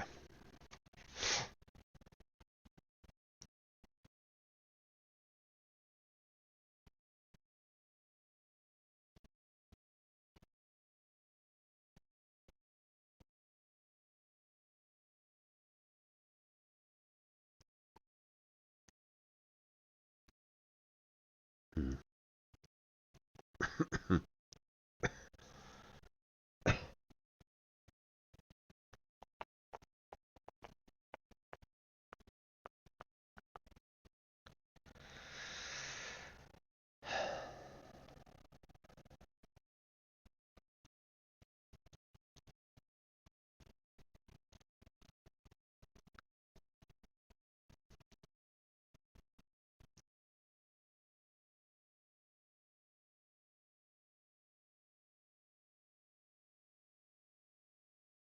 Okay. Prophet One was originally a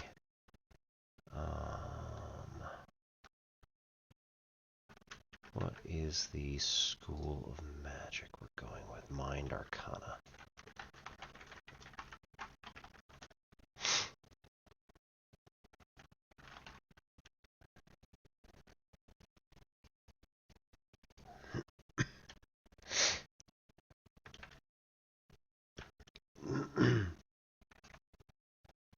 um,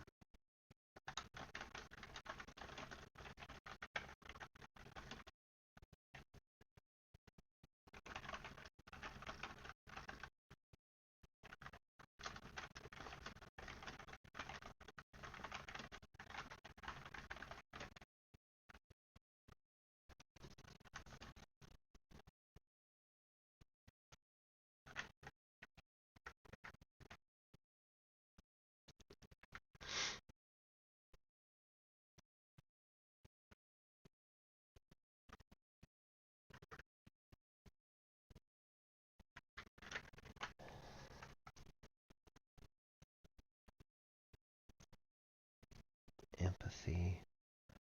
Mind contact.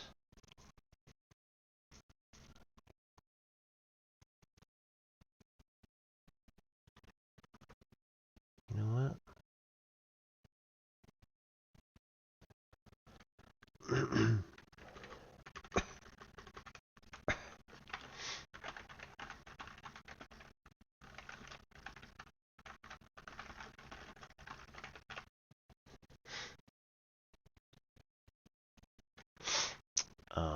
Clinical.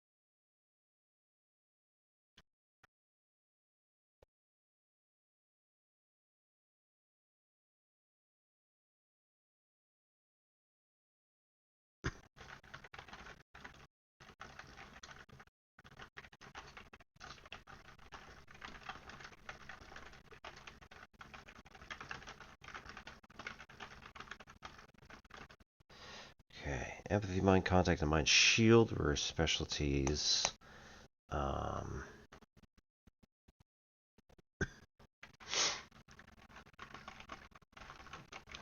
Assisting her patients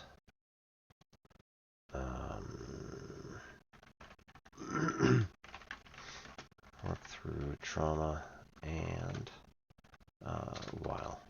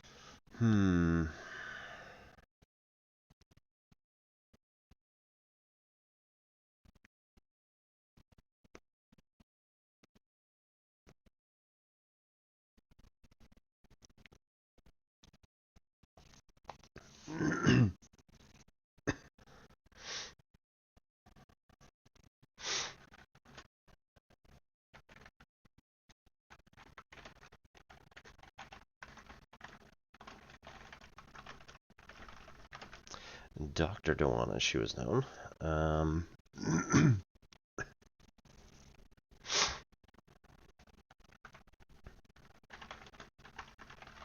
Came across a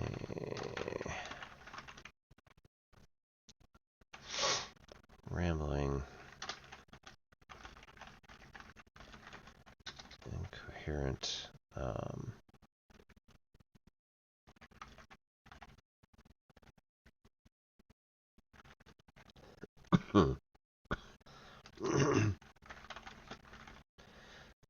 dwarvish man.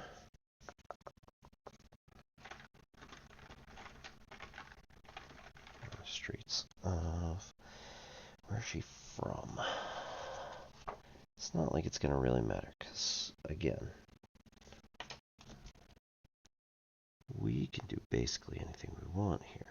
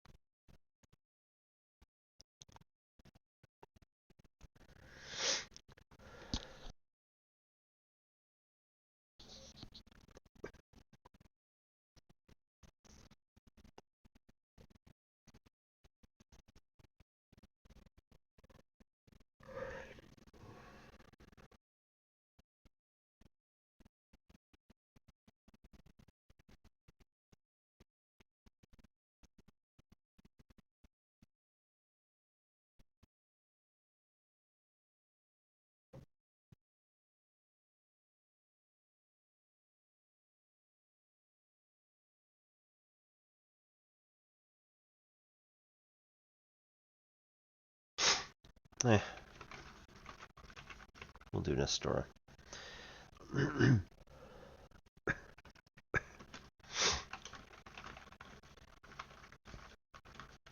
He was a victim of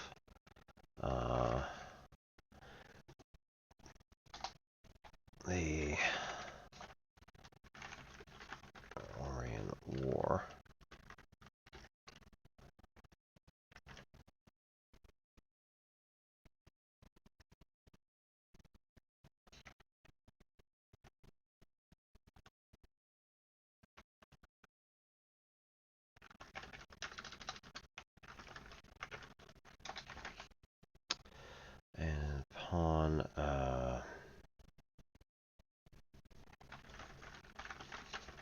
attempting to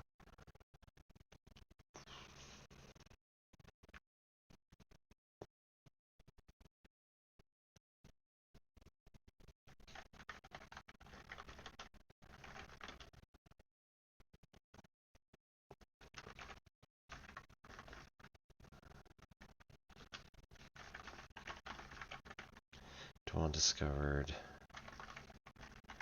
evidence of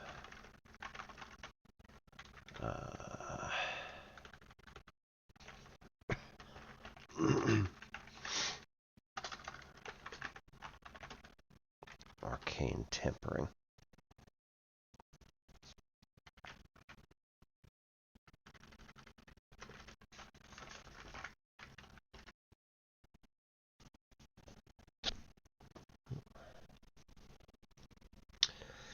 Okay, so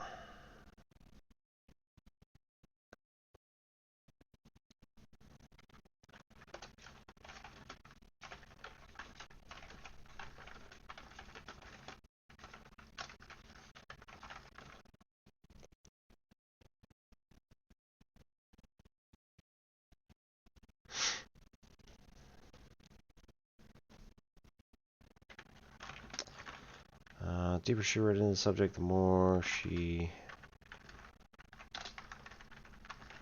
jumping into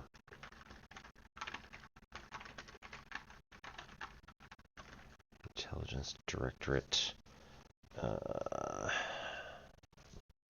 roadblocks, I guess.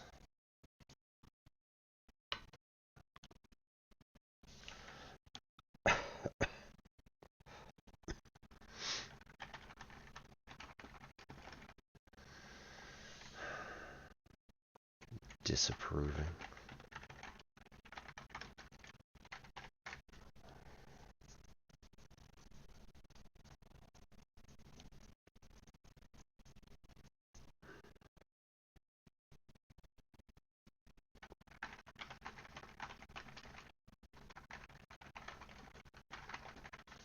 References to redacted files.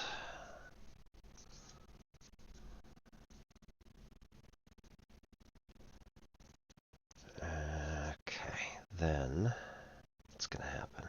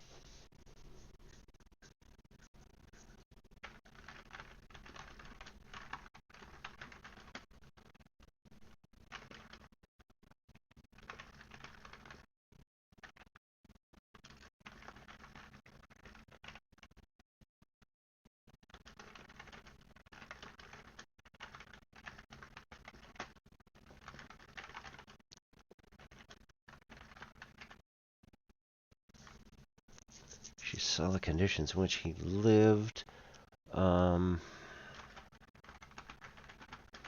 the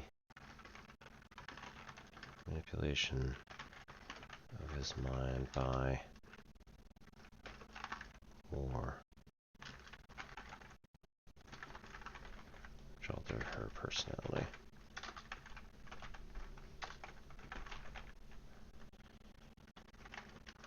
Or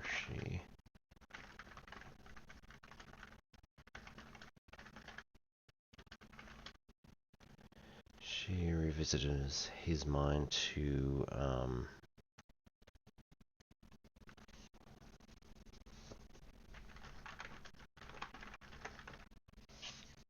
help heal him.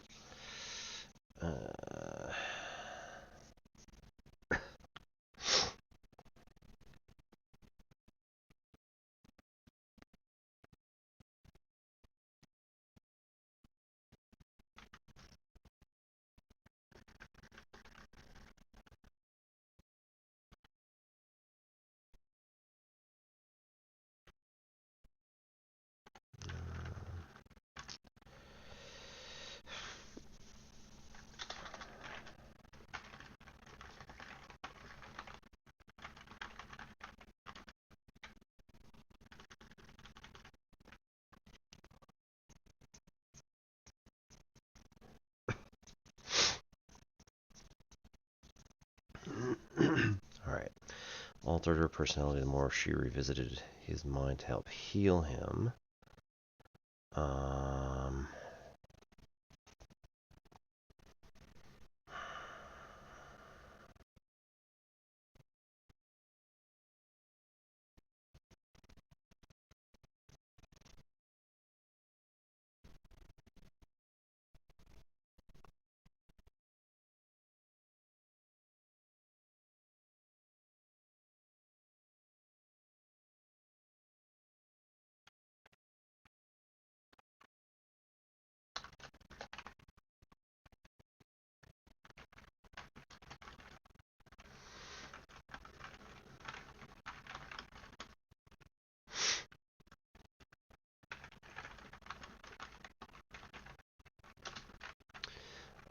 Dewan started preaching to people in Astoria on street corners, professing the dangers of modern technology.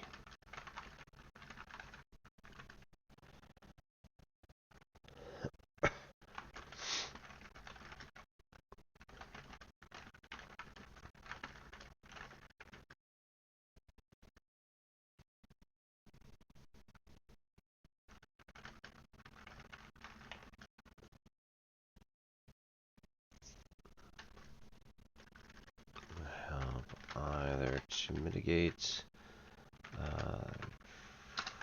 progress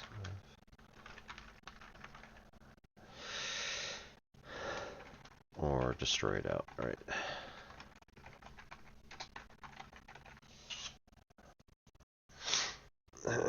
All right. I think we're getting a little tired here, so probably gonna call it a night. But thank you for coming.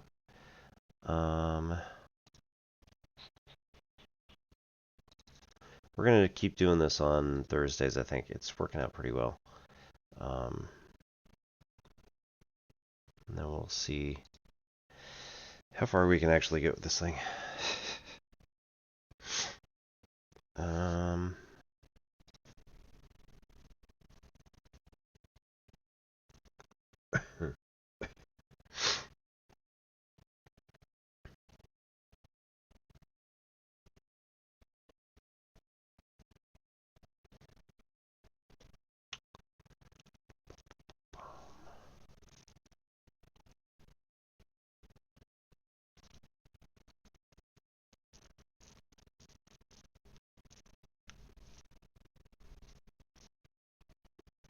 Let's go watch Ready to Tina. She is working on Star Rupture, which looked very interesting. It looked like I mean, it sort of looks like Satisfactory, but then you've also got to worry about the actual like weather, solar weather. So looks interesting. We'll head on over there. Hope to see you all tomorrow, where we're going to be doing a bit more gaming. Let's see. Tomorrow, Friday, should be. Oh, we're starting in something new. We've got to decide what we want to do for the long game. I think we're going to be doing. Who's it? Oh, we could do No Man's Sky too. That's still pseudo base building. I think we're gonna. I could get back to Baldur's Gate actually. Maybe we'll do Baldur's Gate 3. We had been doing it a number of years ago, and then just kind of stopped because I had attempted to install some mods, and then it just didn't work. So we'll see how things go. Hope you all have a good night. My name is Obi-Wan Pez. This is N Simplex Pachenko. See you later.